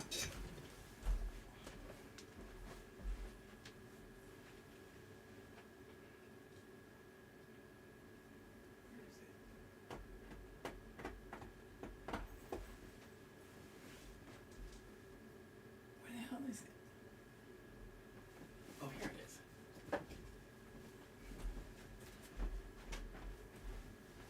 So, the Bible came and it had no cover and it was pretty well beaten up. You can imagine after what, 250 years. But what was really cool is my great great grandmother signed it when she got married, but she also signed it before she got married. There's a section in here where she puts her maiden name. So she had it from when before she even got married. And I did this. I rebound it in leather all by myself. I learned how to do it and I got all the tools and materials and I even put those fancy end papers in and I rebound it so that it's nice and tight and now it can be passed down the line for maybe another 250 years. So I still haven't figured out which one of my nieces and nephews actually gives a shit about this stuff enough because I'm the hoarder of the family stuff. Like my great grandmother was smart when she died. My mother's father's mother, she was actually German, so I actually have a smattering of German, but she had like pictures of all the family and stuff. You know, my grandfather's like Boy Scout uniform and his stuff from World War II and, you know, all his report cards. And so I had this big box and she knew that I would be the best person to give it to. So she gave it to me and entrusted me with the family archives. And so I still haven't figured out who I'm, because everyone's like, oh, well, we should go through them and we can divide them. I'm like, no, no, no, no, no, no, no. The whole point of having them together is we do not split it up because that's how shit gets lost and thrown out. And that's why a lot of families, there's nothing left because it gets scattered to the four winds and eventually ends up in the dump, you know? So I'm going to give everything I have to one person. And I think it's probably going to be my nephew, but because he seems to be interested. But, you know, my goal is to preserve it and pass it on. Snazzy, your sister learned how to bind books. Yeah, it's really interesting. And it was kind of fun. It's a lot of work. It took a long time for me to do this. But, you know, eventually, when it was finished, you know, it looks like a book. You know? So, yeah, that's crafty. That is one of the reasons I wanted it. I kind of thought maybe it would have some information, which unfortunately it doesn't. But my great grandmother's, all that was left of her family Bible was the page where they wrote everybody's names and birth and death and marriage stuff. And it was a Bible from the early 1800s, and it was a big one of those big ones. So the page is this big, but it had like 4 generations of information, and it helped me push that line back because I was having a hard time because the names were so commonplace that it was like, I didn't know who the fuck is who, you know? And so lo and behold, in among my great grandmother's stuff that she gave me was this folded up Bible page, and there was 4 generations, and it was enough for me to take it back. Austin could be crushing on Sloan. You know, I did hear rumors at one point, but I very skeptical about that. But I don't know if they're very big fans of Sloan. Um, yeah, Desiree, it is a gold mine. It's so hard sometimes. You reach what they call a brick wall, and you're like, my great grandmother was German, and her grandfather and grandmother came over in like 1830 to Ohio, of all places, which was a wilderness at the time. And trying to trace those people, forget it. I want to know, like, I was hoping to, like, find people in Germany and to know, like, who I know where they came from. I just can't tie them to their parents. It's like I can't make that close the gap because the names are very common German names. So there's like a million of those people where they come from, and unless I have some kind of a birth, death, or marriage record, I can't figure it out. So it's a pain in the ass. Yeah, yeah, ODG 69. You're right, and that's why their lawsuit could never succeed because they singled him out. Me and a million other people talk about the Ace family, and I mean, H3 even admitted that they use the word scam all the time. Scam, scam, scam, scam. And yet they didn't send them a cease and desist letter.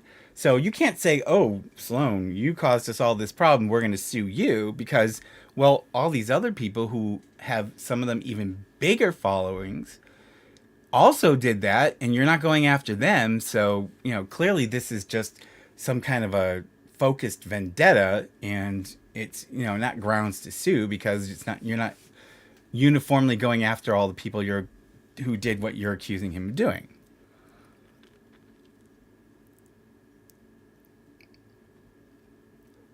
Care, there's nothing wrong with liking the same gender. No, there's whoever said there was. No, absolutely not.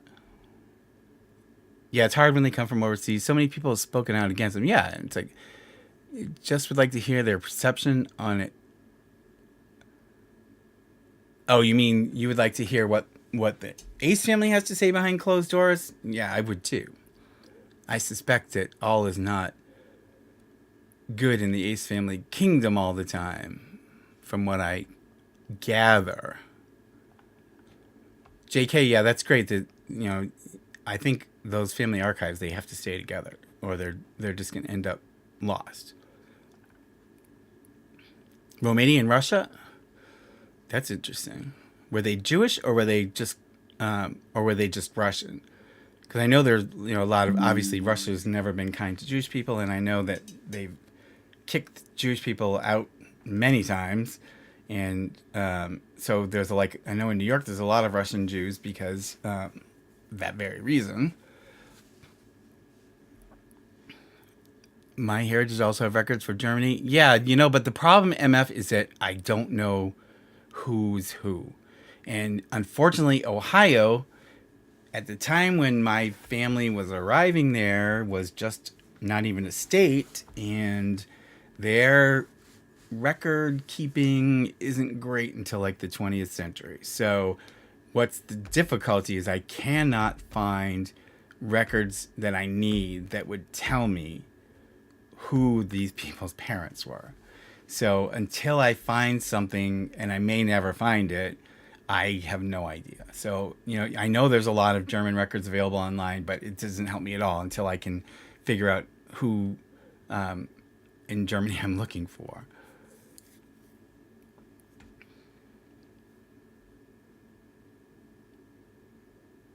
Let's see. The art festival knows that they're selling tickets. Yes, the art festival is, I can tell you from my own knowledge that the art festival absolutely knows about the Ace family.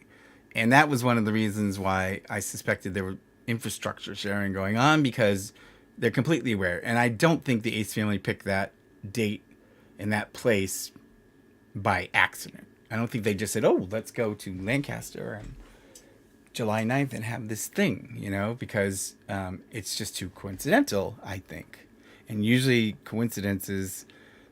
many times coincidences ended up not being coincidences. Your husband is German. You couldn't get past the farmers that took. Yes, exactly. You know,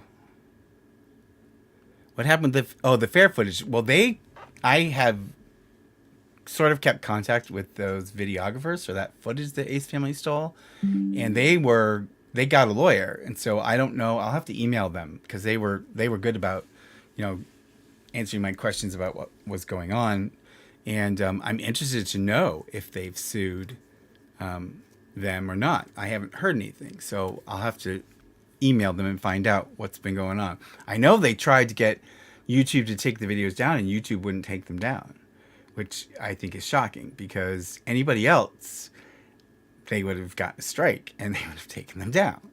So, do I have the coming over documents? No, absolutely not, because back in, well, most of my family came in the 1600s, but my German ancestors came in like 1830. And there was no like Ellis Island, there was no nothing. So, you know, if you're lucky enough to find a ship manifest, sometimes you can find them on there.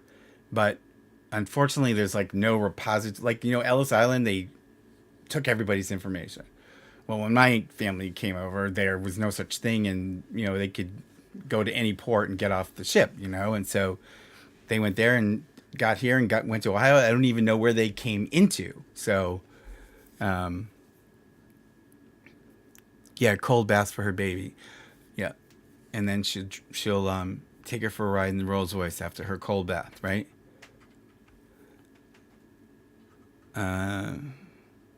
Chairs for the families, yeah. Well, my worry is like hydration at the Ace Fest because it's going to be hot as hell. Grow their base of the boxing thing.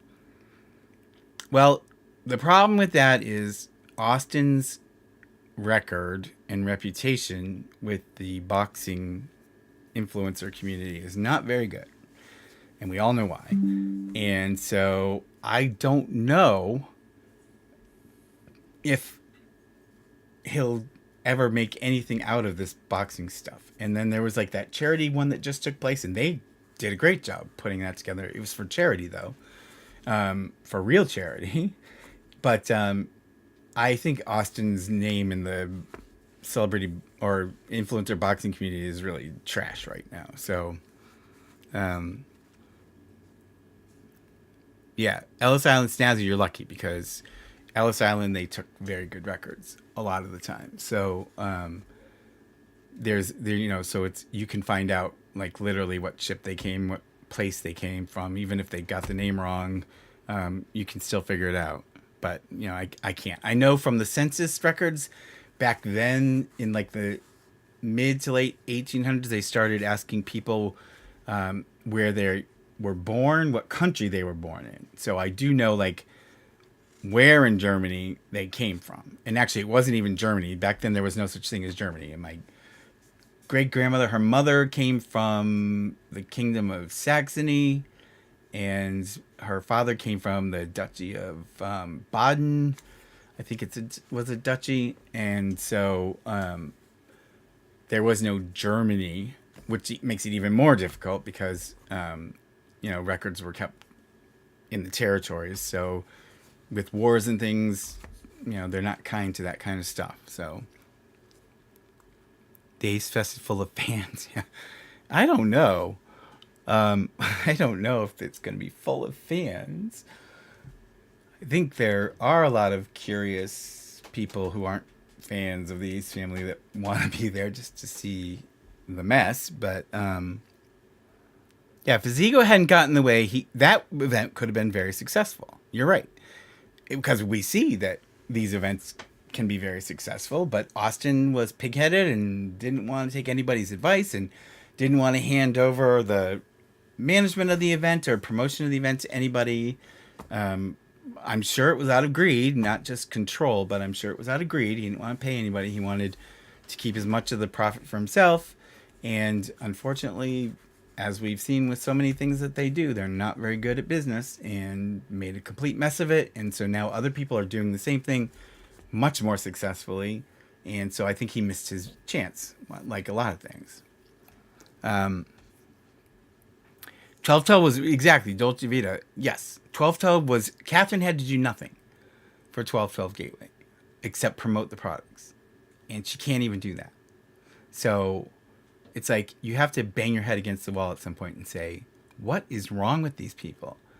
She literally didn't have to do anything except be the face of 1212 Gateway. And she didn't do it. And then when they went to court and they settled the lawsuit and they made her agree to start promoting stuff so they could try to salvage the company, she still didn't do it. And so now they've taken her back to court again. So I don't understand their logic. You know, it's like they want to fail. Everything they do, it's like they want to fail because they refuse to take steps to make sure that things get done correctly. It boggles my mind. I just can't. I've never seen so many opportunities pissed away by stubborn, stupid, greedy people.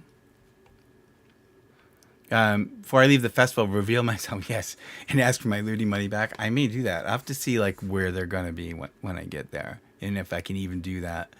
Well, the basketball event was good, Barbara, but it ended up being also a scam because we found out later that the winner of that event was his friend. So, you know, it was successful if you're going to count like attendance and things, but it was not, in my opinion, legitimate.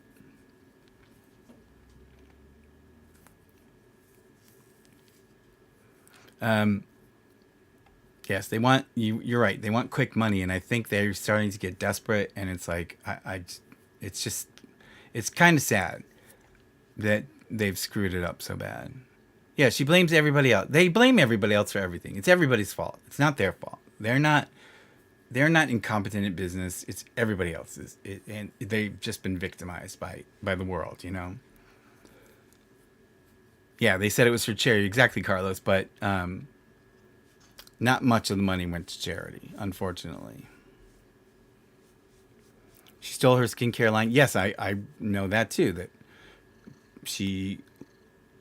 it's alleged that she copied her friend's products, but and I'm sure they're not friends anymore. But you know,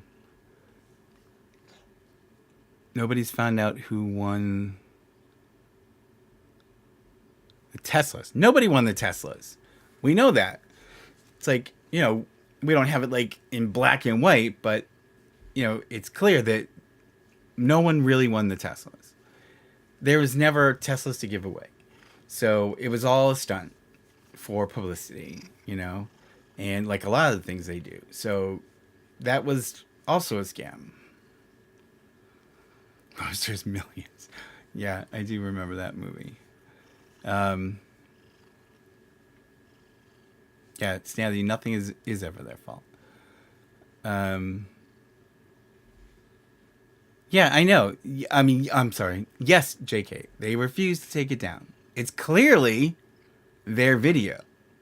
But YouTube, you know, it's not like they did commentary on it or anything that would make it, you know, legitimate for them to use. They literally just took the clip and stuck it in their video.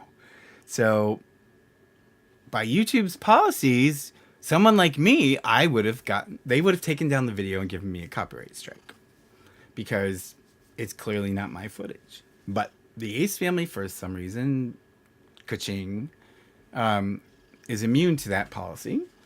So that's a little discouraging. Yeah, you have a car. Tesla's never charged. Yeah, I know. Me too. I finally moved it to the end of the driveway because it was in the way.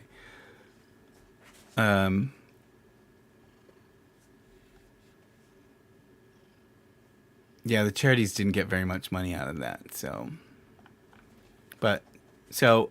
I'm going to wrap this up in a few minutes, guys. I've got 15 hungry cats staring at me like I'm dinner.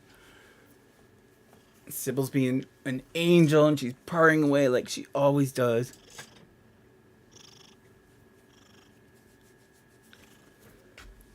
And she's the only one that never complains about me being late. So,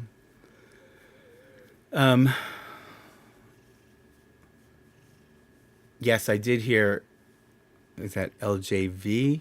I did hear what happened to Sloan, and that's pretty scary. That is a yes, Medea. It is a copyright violation. And when those people filed the paperwork and YouTube refused to take it down, I'm scratching my head because, like I said, anybody else, it would have gotten taken down.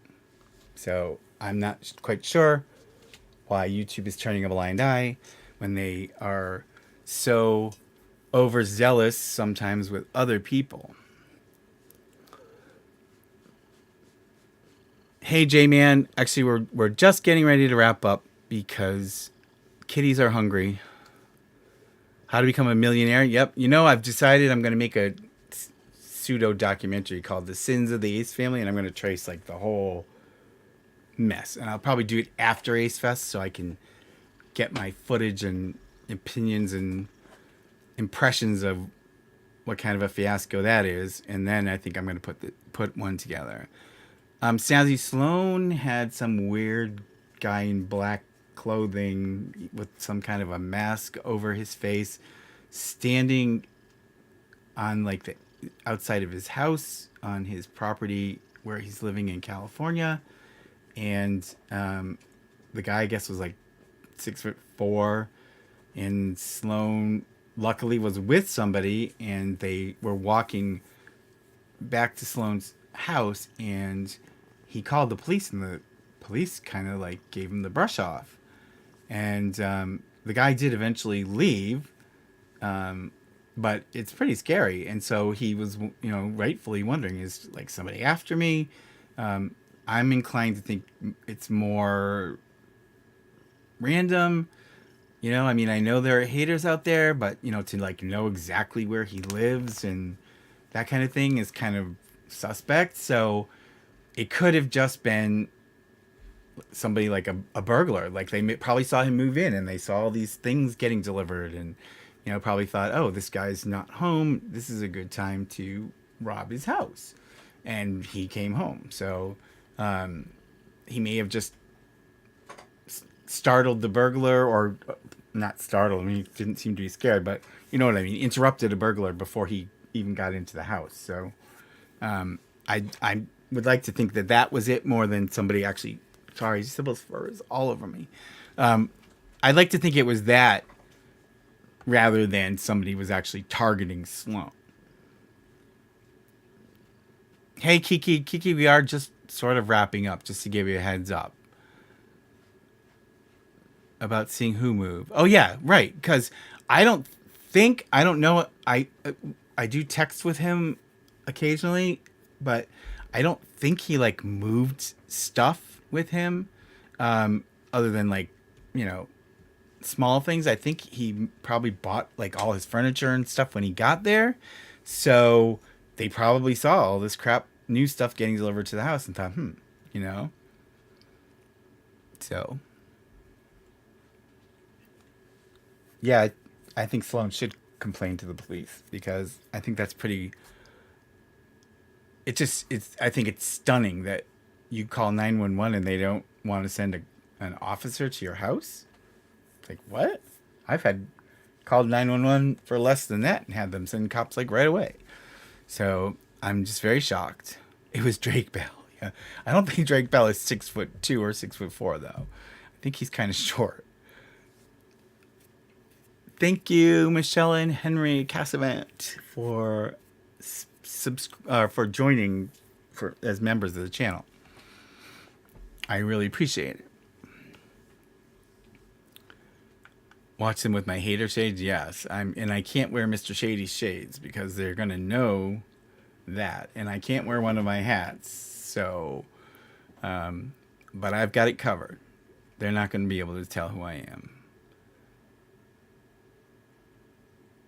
Yeah, it's scary that to be stalked like that. It really is scary. The painting behind me, yeah, Mantis, I've got news for you. Even if you were the recipient of that painting, the cost it would cost to crate it up and ship it to you would be ridiculous. So, thank you, Kiki. Yeah, well, Sybil's here. Did you see Sybil? Sybil's here. And Edith and Mary are sitting right there. Edith, Edith, Edith, monkey, Edith. Why are you ignoring me? Come here. Edith. Edith's ignoring me. You know, usually she's in my face. Like before I started, she was in my face, and I kept saying, "Can you get out of my way? I'm trying to set this up." And she just like now it's like, who has experienced staging crimes? Austin McBroom. Yeah, yes. Except then the cops would have come, but they wouldn't have been real cops. No, I'm not going to talk about my disguise, Cindy. That's why I don't want to really talk about any details. I'm just stating the obvious. Obviously, I'm not going to go looking like this because it's going to be clear that it's me. They have been currently involved in multiple shady. Yes, Rebecca. Absolutely. And I think everybody kind of agrees. Yeah, Angelic Misha, she is. Although now Mary's looking at Sybil like she's dinner. Mary, what are you doing? Come here. Come here. I don't think you guys have ever seen Mary. She looks a lot like Sybil, except she's twice her size. Mary, come here. Come here. Mary, come. Come here. Come here. Maybe she'll come over. Yeah. My cats, for some reason, when I talk, like if I'm on the phone or I'm doing a video, for some reason that like wakes them up and they have to come and be in my way. Wear a rubber mask of Richard Nixon, yes. I'm sure that won't stand out at all. Or maybe I'll wear a mask of Catherine.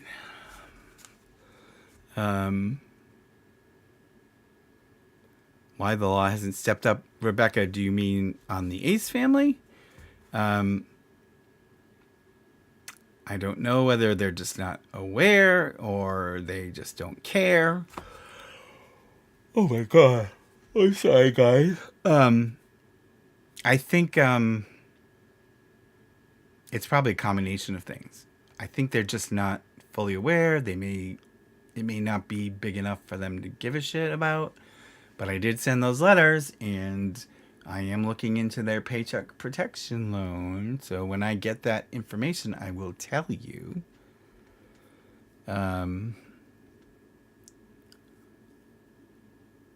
My cat suffers from high radiation. Yeah. I'll have to get some crystals from Catherine to prevent that 5G from taking over my mind. Look into Kardashians, and Kardashians don't seem to be real popular with my viewers, but who is Caruso? Does my cat attack me randomly at night? No, never. My cats sleep like rocks, and half of them like to sleep on the bed. That's why I finally got a king-size bed, because I couldn't stand and even still, I'm almost at the edge of the freaking bed because they stretch out on the bed. But no, they've never attacked me. How do I keep my house clean? It's hard. I have all hardwood floors, thank God. That's one thing that helps. I have covers on the furniture that I wash on a regular basis. That's about it. I have to do the litter box, change the litter boxes every single day. But yeah, when they're shedding, it's kind of a pain in the ass. That's why I'm glad I have wood floors. But the hair gets everywhere.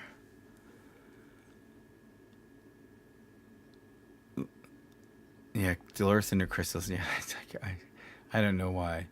But I don't know. It's just like there's something strange there. It's like, you kind of wonder, does she really take it seriously? But then, they do things that make you go, if anybody was really that spiritual, would they really be doing this stuff? What 100K? You mean from the sales of the tickets? Yeah, Michelle, and Henry, yes, the king size bed finally became a must. It was like, especially when I got like I didn't always have 15 or 1.19 cats. I used to have like 8 or 10, and I kind of like stayed at that number, so it wasn't as big of a problem. But now that I have 15 of them, they like to sleep on the bed. They like to be with me, so they take over like 2/3 of the bed, even with the king size. Oh, from the PPP, yeah, it was like 150,000, Snazzy. So I'm hoping that I get the documents I've asked for, and if I do, I will tell you about it. And well, if I don't, I won't tell you about it. But I'm hoping that's going to reveal a little bit more, because they have to like give specifics about what they're doing with it, and I want to know, because I suspect that it might be fraud, in my opinion.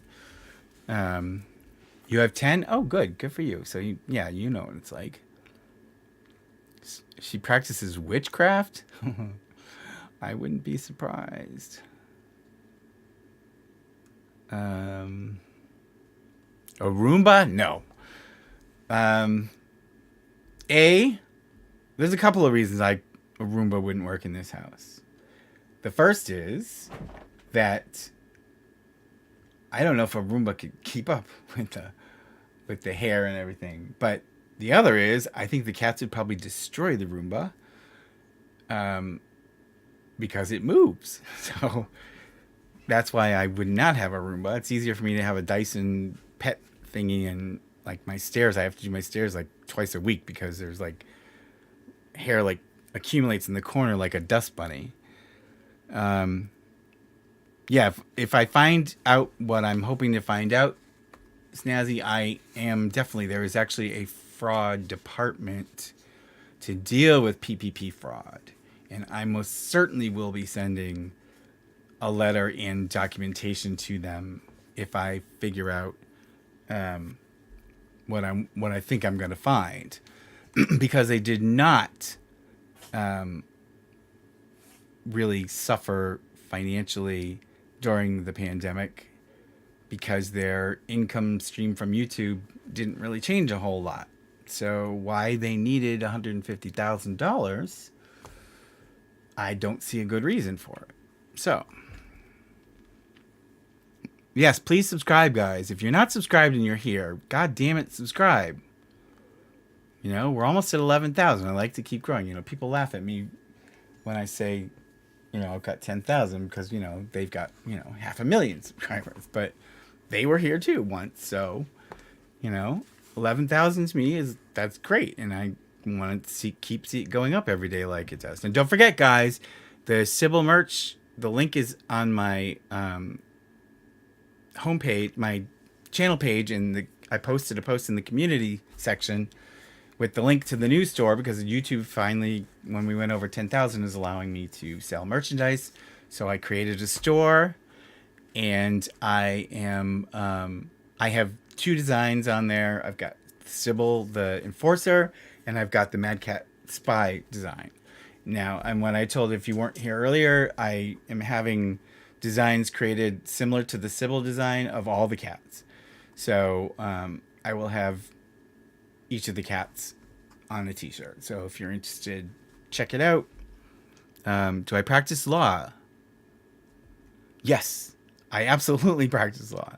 I'm actually licensed in 4 states and the federal courts. And I'm licensed in the states, in the 2 of the states. I'm licensed in the federal district courts, and I'm also licensed in the federal bankruptcy courts in both of those states.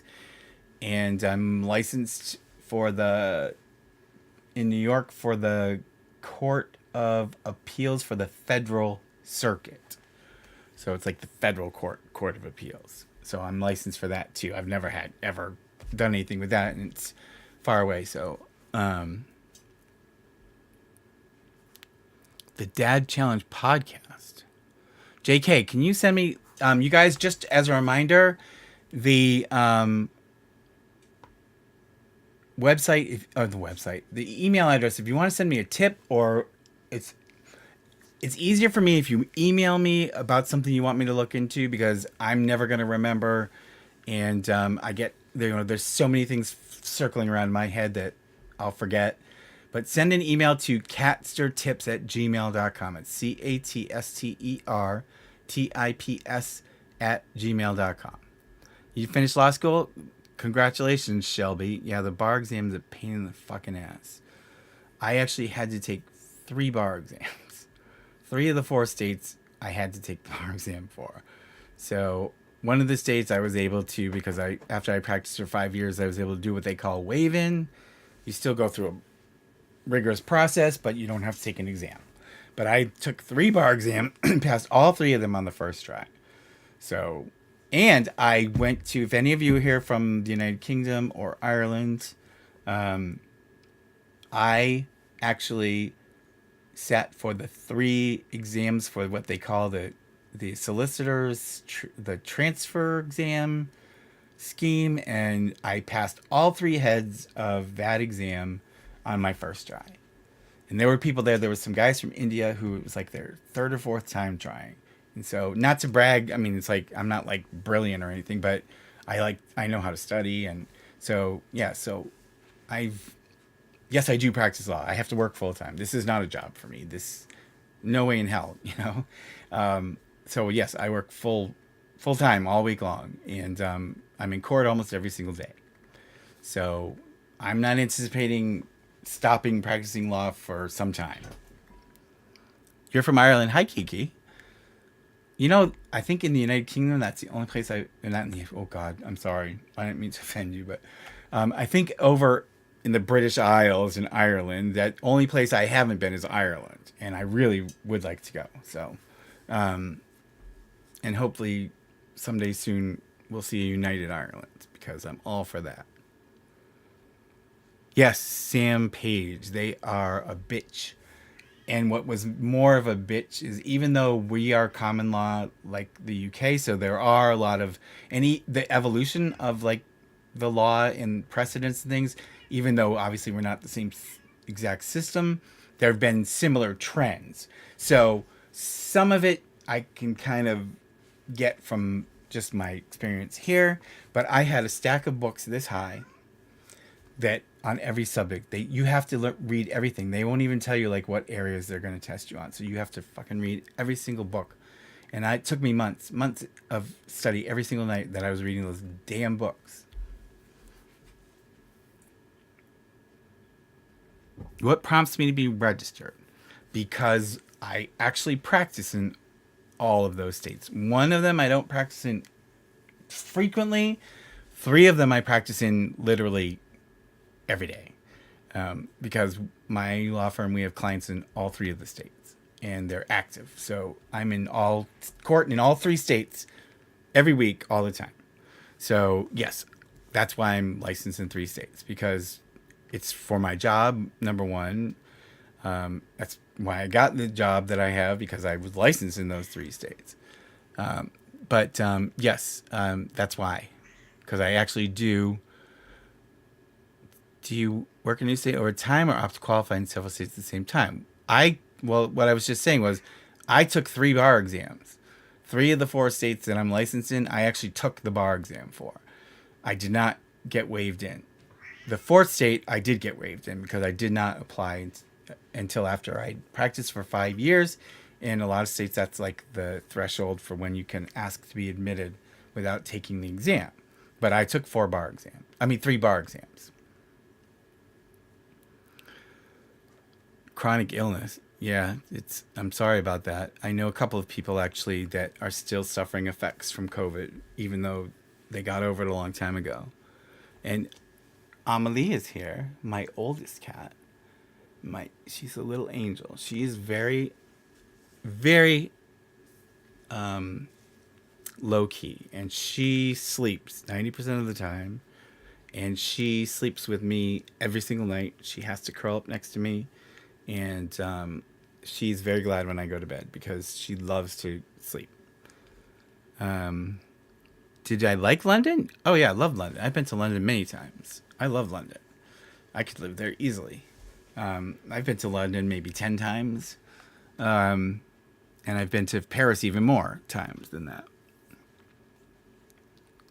Yeah, Kiki, and real estate prices in some places are really cheap. So at one point, I kind of thought about retiring to Ireland. This is Miss Edith is here. Look at her. Look at she's got wide eyes because she's so shocked that I just picked her up like that. She doesn't really like to be picked up. Um,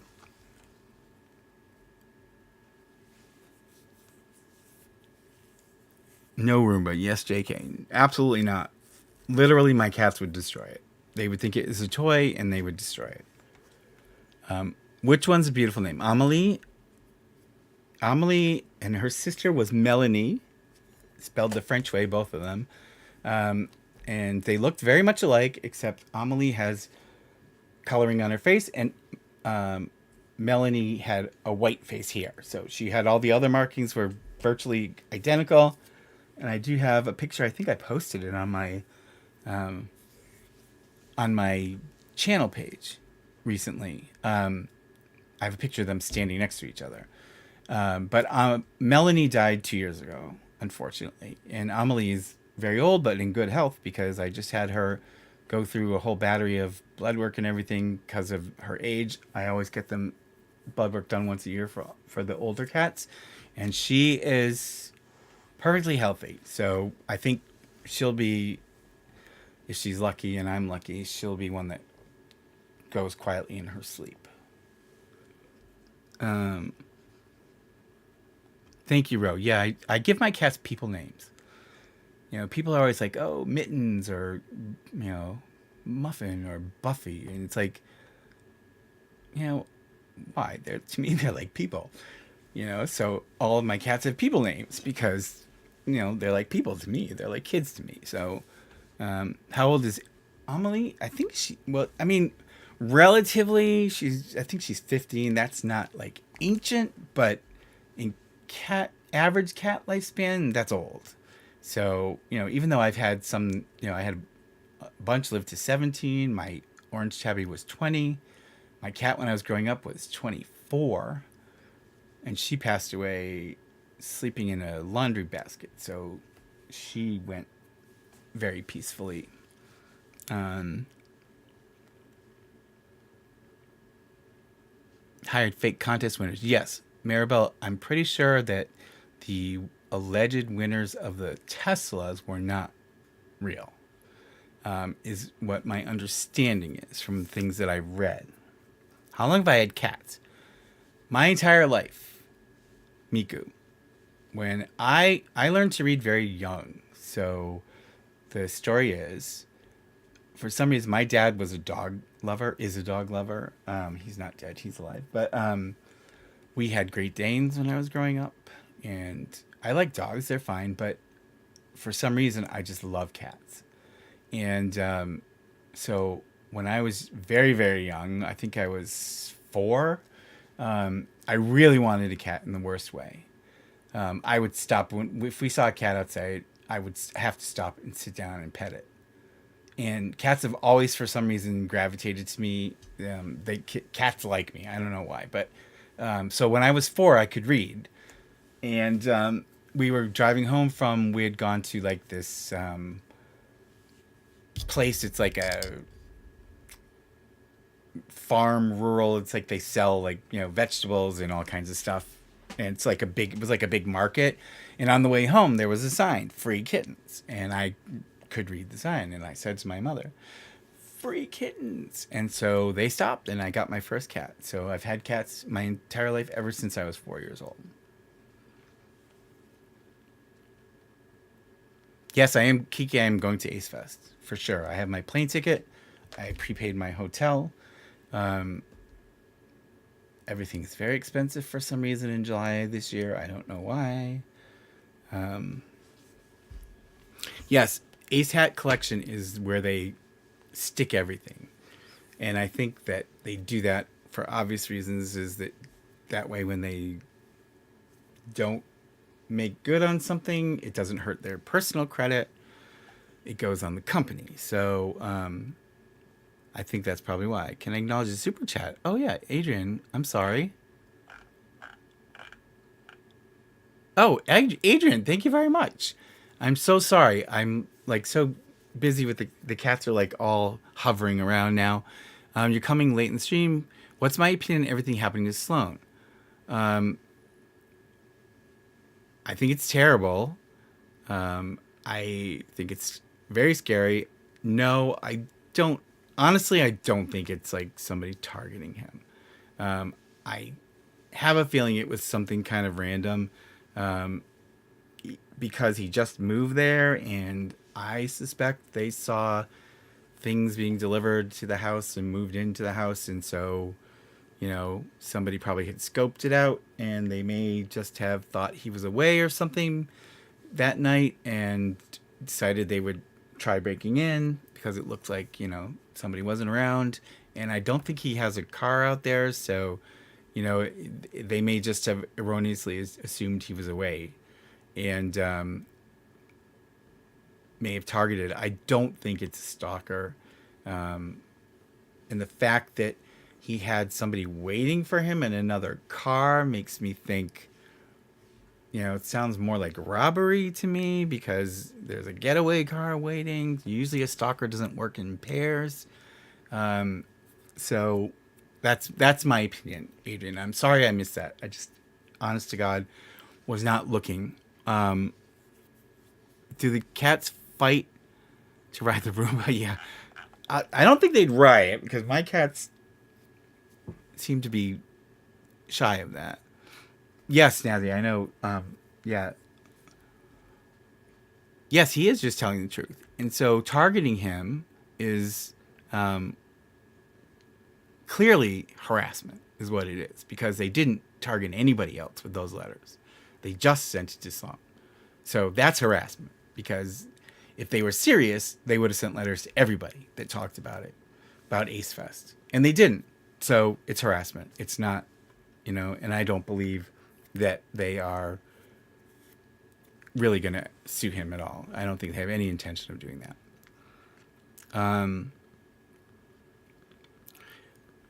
I think he does have an alarm system, and I think he actually has video cameras, but they weren't working yet or something. No, I'm not sick of everybody mentioning Sloan. I like Sloan. Sloan and I are friendly. We're supposed to have dinner when I go to LA, so I hope that we are able to do that. Low-hanging fruit. Are you talking about Sloan? Would I represent Sloan? I couldn't represent Sloan because I'm not licensed in California. But would I? Sure, of course I would, and I wouldn't even charge him because, I things like that really piss me off. So, I'd be inclined to do it for free because, just the fact of who it is. So, who's doing this? Yeah, his cameras are working now. That's good. So, yeah, Aya, yes. My cats too. There's no way a Roomba would survive. And I don't think it would be efficient in my house. I have a 2-story house, and even though it's all wood floors, I would have to have 2 Roombas but I don't think it would work. I honestly don't. I don't think they could keep up with the hair. I have to use my, hey Daisy, thanks. I'm glad you're here from Sloan. What state am I in? I'm not going to tell you. I'm sorry, ODG69. I'm very cautious person, so I don't want to reveal that. I'll just tell you I'm in the Northeast of the United States. Reach out to Ken White. Well, actually, I believe, and I was watching a few days ago, H3 has put him in touch with their attorney. Thank you, Construction Cronies. I appreciate that very much. Oh, you're in Canada. I see. It's Canadian dollars. Who's in the LA area? Oh, that attorney? Yeah. So, if it turns out that he needs one, and if the Ace family doesn't, then, he certainly would probably be looking for a referral. This would definitely be an anti-slap case, I think, because it's clearly targeted harassment, and there's no good reason for it because they've clearly picked him out. And I don't think it would ever survive a motion to dismiss. I think it would be thrown out. He's in a state of confusion. Yeah, to me. Yep. Yes, privacy is important. So no offense, you guys, and honest to God, I don't mean any offense, but I really don't want to reveal where I live, or my real name. And it's not anything personal against you guys, because you guys are all great, but there are people who are not so great. And I think one of the reasons I probably haven't gotten a letter from the Ace family is because they don't know how to find me. So, I'd like to keep it that way, So, and where I live too, it's like I don't have like a fence or a yard, or it's like my house is right on the street, and I live in a fairly urban area, so I really don't want people tracking me down. And the fact that I'm a lawyer, it's not that hard to find me, and so I really don't want people at my house.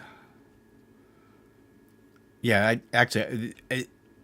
if I had gotten a letter and I told them this, what I was going to do was type a response and just simply say, "Dear attorney, please advise the McBrooms to go fuck themselves. Sincerely, me."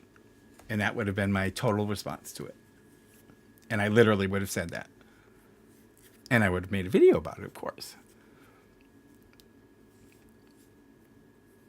Yeah, I told him he should put the videos back up. They're not going to sue him. Honest to God, I don't believe that they intended to sue him. I think he should just, tell him to fuck off and put him back up. Yeah, I would challenge him for sure. That's why, like, if anybody ever put in a copyright claim too on my videos, I would fight it. Like, 90% of the copyright claims never get challenged. So that's why there's so much abuse on YouTube. So, but if anyone ever filed it, I would take it all the way. And now I've done that. I don't know if you guys saw my video about Superbam, the biggest culprit of these automated takedowns. But, Austin McBroom just added to his story on Snapchat. So that's what that thing was. I do keep tabs on them. Yeah, it's I can't remember. Oh, yeah. So there's, in that video, I talk about how this spring, and it's probably up now, but the government started a virtual copyright claim court where you can appeal things like that. So you don't actually have to go there to Washington. You don't have to be in person. You don't have to pay a lot of money. You don't even need a lawyer. It's like a small claims type court. And I would for sure go all the way to them, because I know I would win, because it's fair use. And then I could sue them for attorney's fees and, damages. So, yeah, Sloan is great. Construction Cronies, because, you found me through a Tozy. Yeah, he's nice too. But I was telling everybody that when I go to LA in July, I've asked Sloan, and I think we're gonna meet up and have dinner. So I hope so. And I think Rich Lux is out there for a while too. So I'm not, I don't watch him as much as Sloan, but I wouldn't mind, meeting up with him either. So, it's nice to meet people that talk about you. And it's nice to make contacts, because when you do this, you're kind of on your own and isolated. So, yeah, so I will email them, Construction Cronies. I text Sloan. So Sloan and I have not exchanged numbers, but I will. Rich Lux, actually, believe it or not, Rich Lux subscribes to my channel. That was so funny for me, that I was like, what? And he actually commented on one of my McBroom videos, and he said that he loves me. So I was really flattered and honored that somebody who, with that many subscribers, would even bother paying attention to me. But so, I have sort of had some contact with him, so I will probably reach out to him and see what his schedule is. I know he's kind of busy a lot of the time, but I'll see if I can hook up with him. Podcast, yeah, I actually wouldn't mind doing. I mean, look at me. I've been shooting my mouth off for what, 3 hours? Oh my god, I've got to go, you guys, because these cats are gonna hate me. They're all sitting, almost all of them are sitting in this room right now. But, oh, you know what? Oh, you met Sammy. I showed you Sammy the last time. But Sybil, like you can see, she's not gonna budge now because it's dinner time. And yeah, thank you. I'm didn't actually expect to reach 10,000 that soon, because it's relatively quick for a lot of channels, because it's been only since the end of July since I've been posting. So for less than a year like that, that's fairly quick. So I'm encouraged by that, because that means that our growth level is above average. So and I think Social Blade, I don't know if any of you are familiar with it. It sort of like analyzes all the real time YouTube data and about all of the websites, all of the channels. So you can go there to see like what, people's the number of followers they're gaining, and views and things like that. But they predicted that a year from now, if we keep this pace up, I'll hit 100,000. I was like, 100,000. That would be like, I would literally like lose my shit, because I can't imagine getting one of those stupid silver play buttons in the mail. When I started this, I didn't think anybody would even watch me. It's like, who's gonna watch? That's why I procrastinated from April to July, because I thought, who the hell wants to hear me? I didn't even know how my voice would come across or what I'd talk about, and so to make this milestone, I was like, wow, people actually are watching. So that's pretty good. OG, what does that mean? Amanda, what does OG mean? I'm really tired, so it just may be totally blowing over my head. Thank you, Robin. Yes, well, I don't know if I'd call it blowing up, because it's not like I'm getting this massive influx, but it's all organic. I don't pay for my fucking views or subscribers like some people do, but it's all organic. So that's great, because that means it's a solid audience. And now that I know that my fucking stream is good, because let me look at the statistic. Not a single dropped frame. I'm flabbergasted, because literally like half the frames were dropping on the last one. And I was so frustrated, because I thought, I don't know what's wrong. Do I have to go back to cable internet? Because is it my internet? But my internet speed's all tested really high. And then I bought a graphics card that cost a lot of money, that has a built-in processor, and I thought, well, that'll fix it, and that didn't fix it. And so then I was like, well, this is the last thing I can try, is this, encoder, this external encoder, and voila, it was like the magic wand, and now everything is working. So I may start a podcast now that I know podcast is recorded, but I'm probably going to do more of these, because I know that finally we've got a good stream.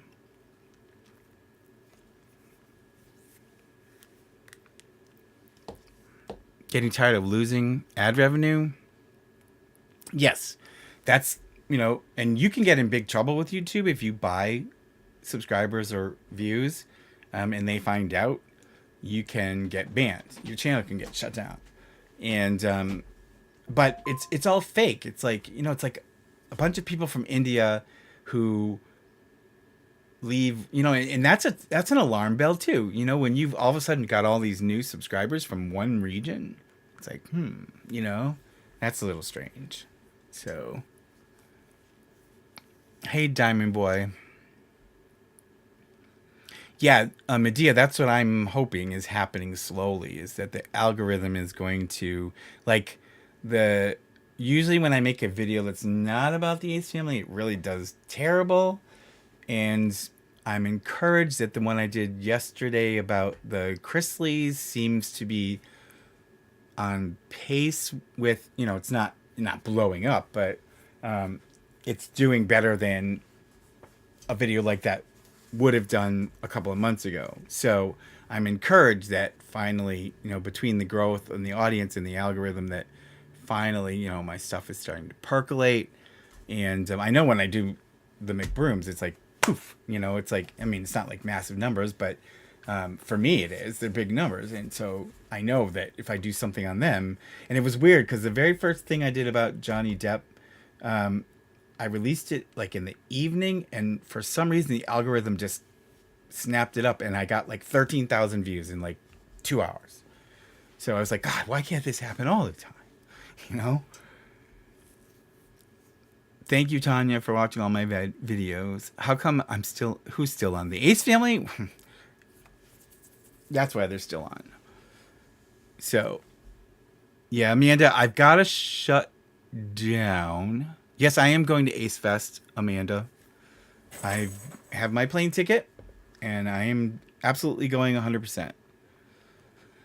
So, anyway, I'm going to go, you guys. I really appreciate everybody being here. I can't believe it's been over 3 hours, but I do have to feed the cats. I have some work I actually have to do for court tomorrow morning. So I'm going to go and feed these cats and feed myself. But don't forget, the Sybil and the MadCatster Spy merchandise is up. If you go to my channel page in the community section, I put a post yesterday with the link to the new MadCatster store that I was finally able to set up when we hit 10,000. And so if anyone's interested, the designs are all up. I'm going to be doing a new design, every couple of weeks. Probably I'm going to do, each of the cats is going to get their own design, and it's going to be similar to the Sybil one, just for continuity. But also, if you want to be entered into the t-shirt raffle, send me an email to catstertips@gmail.com and just put t-shirt in the subject line. And if you're not subscribed, please subscribe. Please like this this stream, because it will be on the channel. So I appreciate likes and comments. Yeah, I'm not hung up on OD. I'm not hung up on the subs. They're coming quicker, but I'm more just amazed that I've reached this level already, and I'm encouraged because the numbers keep coming. So that's what I want to see, and that's what keeps me going. So I do work full time. I am tired most of the time. So doing YouTube is really it's a hobby, but it does take a lot of work. I don't know if you guys realize, but those short videos take me, because I don't have an editor, it can take me like 3 hours sometimes to edit. So that whatever 20 minutes in film footage is not, you don't just like film it and throw it up there. It takes forever for me to edit a video. Oh, that's okay, Lon. Don't worry about it. A lot of people do that, and I've got hashtags that say MadCaster, because a lot of people do search for MadCaster. So it's hard to say. I actually wanted to be MadCatter, but some fucking asshole has that name, and even though they don't really do anything with it, I couldn't have it, so I had to go with MadCatster. So, and obviously I'm not going to change it now. So, yeah, Amanda, I would love to do this full time, honestly, but it's going to take time. And someday I hope I can have an editor. I know Sloan does, and people like him do, but I can't afford to pay an editor. I don't really make very much, and certainly not enough to pay an editor. So I edit myself, and so sometimes I'm up till 3 o'clock in the morning editing a video, and then I have to get up and go to freaking court because I don't have time to devote to this during the day. Hi, Maribel. Thank you thank you for doing what I do. Yeah, Construction Cronies. That was like, and it was great because MadCatster isn't really something that you would think of, quickly if you were. So like I was able to get like madcatster.com, and on social media, almost everywhere I was able just to be MadCatster. So that was really great. So the name is good because I was able to create a brand with it and secure my name everywhere. without having to resort to different variations for the different social media. It's just MadCatster just about everywhere. So the only thing that was Gmail, I had to do real MadCatster because somebody was using MadCatster. But um, you're up because of a 2-year-old stalker. How are all the cats? The cats are good. NSC, I have 15 cats.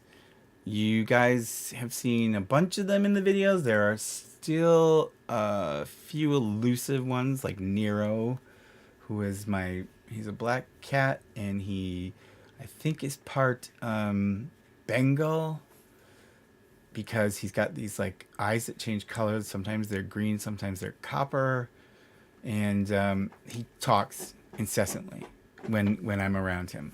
So I think he's part Bengal or Bengal. I'm not sure. He was a stray from Georgia that I adopted, a feral cat from Georgia, but he's very sweet, but he's very shy, and so he doesn't come downstairs very much. So, but I'll get him on here. And who else? I'm trying to think who else you haven't met. Sophie. Oh, you guys haven't met Sophie. Sophie, my cat who had the broken pelvis. When I adopted her, they were going to put her to sleep because she had a crushed pelvis, and I don't know how it happened. But I adopted her, and she's very healthy now, and she's fairly young, but she's beautiful. I think she's part Abyssinian. She's a tabby, but she's got coloring like an Abyssinian. So I think she's part Abyssinian because she's extremely affectionate, and she's another one. She's got to sleep right next to me. So I have like this pile of cats that sleeps right next to me. But Sophie's really sweet, so I will bring her. She doesn't come downstairs ever, but I will bring her down here because she is very sweet, and I'll introduce her to you guys. Okay, guys, I'm gonna go. You have 4 cats? Cats are kids, construction cronies. Hi, Paul Henderson. Thank you for joining the channel. You're in Maine. Yeah, Amanda, I can imagine. Maine gets cold. I know, like, I've been up to Montreal a bunch of times. Used to be because I had living relatives there at one point when my great-grandmother was still alive. But I have been there a bunch of times. But yes, it's cold as a witch's tit, as they say, up there. So if you're up in Maine, I can appreciate that. You're a dog guy? Oh, okay. Kids, yeah, okay. Um, I was telling, I don't know if you were here earlier, but I grew up with 2 Great Danes, so, and we had a Sheltie, Shetland Sheepdog, and we had a German Shepherd, and we had a bunch of dogs, but I just, for some reason, have always been a cat person, and I've always had a cat since I was 4, and they just are my thing. I like dogs, they're just not my thing in terms of, like having in the house. So kitty cat bobbleheads, that's possible. There's what's that company that like makes social media bobbleheads? I forget what it's called. U2s or something like that. Your hubby's from Madison, Wisconsin. 3 dogs and 2 cats. That's a lot. Dogs are a lot of work. People say, "Ooh, 15 cats." I'm like, yeah, but most of them are old. They sleep. It's like dogs. Like, gotta take them out. They jump all over you. Which not that I mind that, but and they're very hyper. A lot of them. So I like cats. They're very low key and kind of. They have very like sophisticated personalities. If I guess I could say. They're just much more. They're not. They don't give you affection just immediately like a dog does, and you have to like win them over. But once you do, they're great. Cats are like, I don't know. They're like sort of furry people because their personalities are so deep, and so intricate. You grew up with both? Yeah, me too. So, and I don't have I have a really small backyard. It's not even a yard, it's a garden that's fenced in. So it actually was so small that when I moved in, there was a grass out there. And I thought to myself, this is fucking ridiculous. It was so small that you had to use a push mower. You know, the old fashioned push mower? Because it was stupid to have an electric or a gas or electric powered lawnmower because of how small it was. And so one day I just said, I'm ripping it all out and I'm putting down pea gravel. And I'm just going to widen the flower beds around the border. And I planted some dwarf fruit trees and a lot of, you know, flowering plants and things. And so now it's just like a little oasis. And my neighbor, who was this elderly guy, God bless him, God rest his soul, because he was 94 and healthy as a horse. As a matter of fact, when he was 90, he helped me move a big refrigerator to my house. His insistence, not mine. But he had to go in for some physical therapy or something, and he caught COVID and it killed him. And I was crushed. To live that long, have such a healthy life, and have COVID kill you. But he was so funny. His name was Ed, and he came over when I was ripping the grass out, and he goes, "What are you doing? Why are you taking the grass out?" I said, "Ed, I have to use a push mower to cut my grass, and I hate cutting grass anyways. I just want to rip it all out and put in pea gravel, have a pergola and a bunch of furniture out there, and I just want to sit and enjoy my garden and not have to do any work. You know, I mean, weeding and stuff, obviously, but I don't want to have grass to mow, especially for a patch like that." So,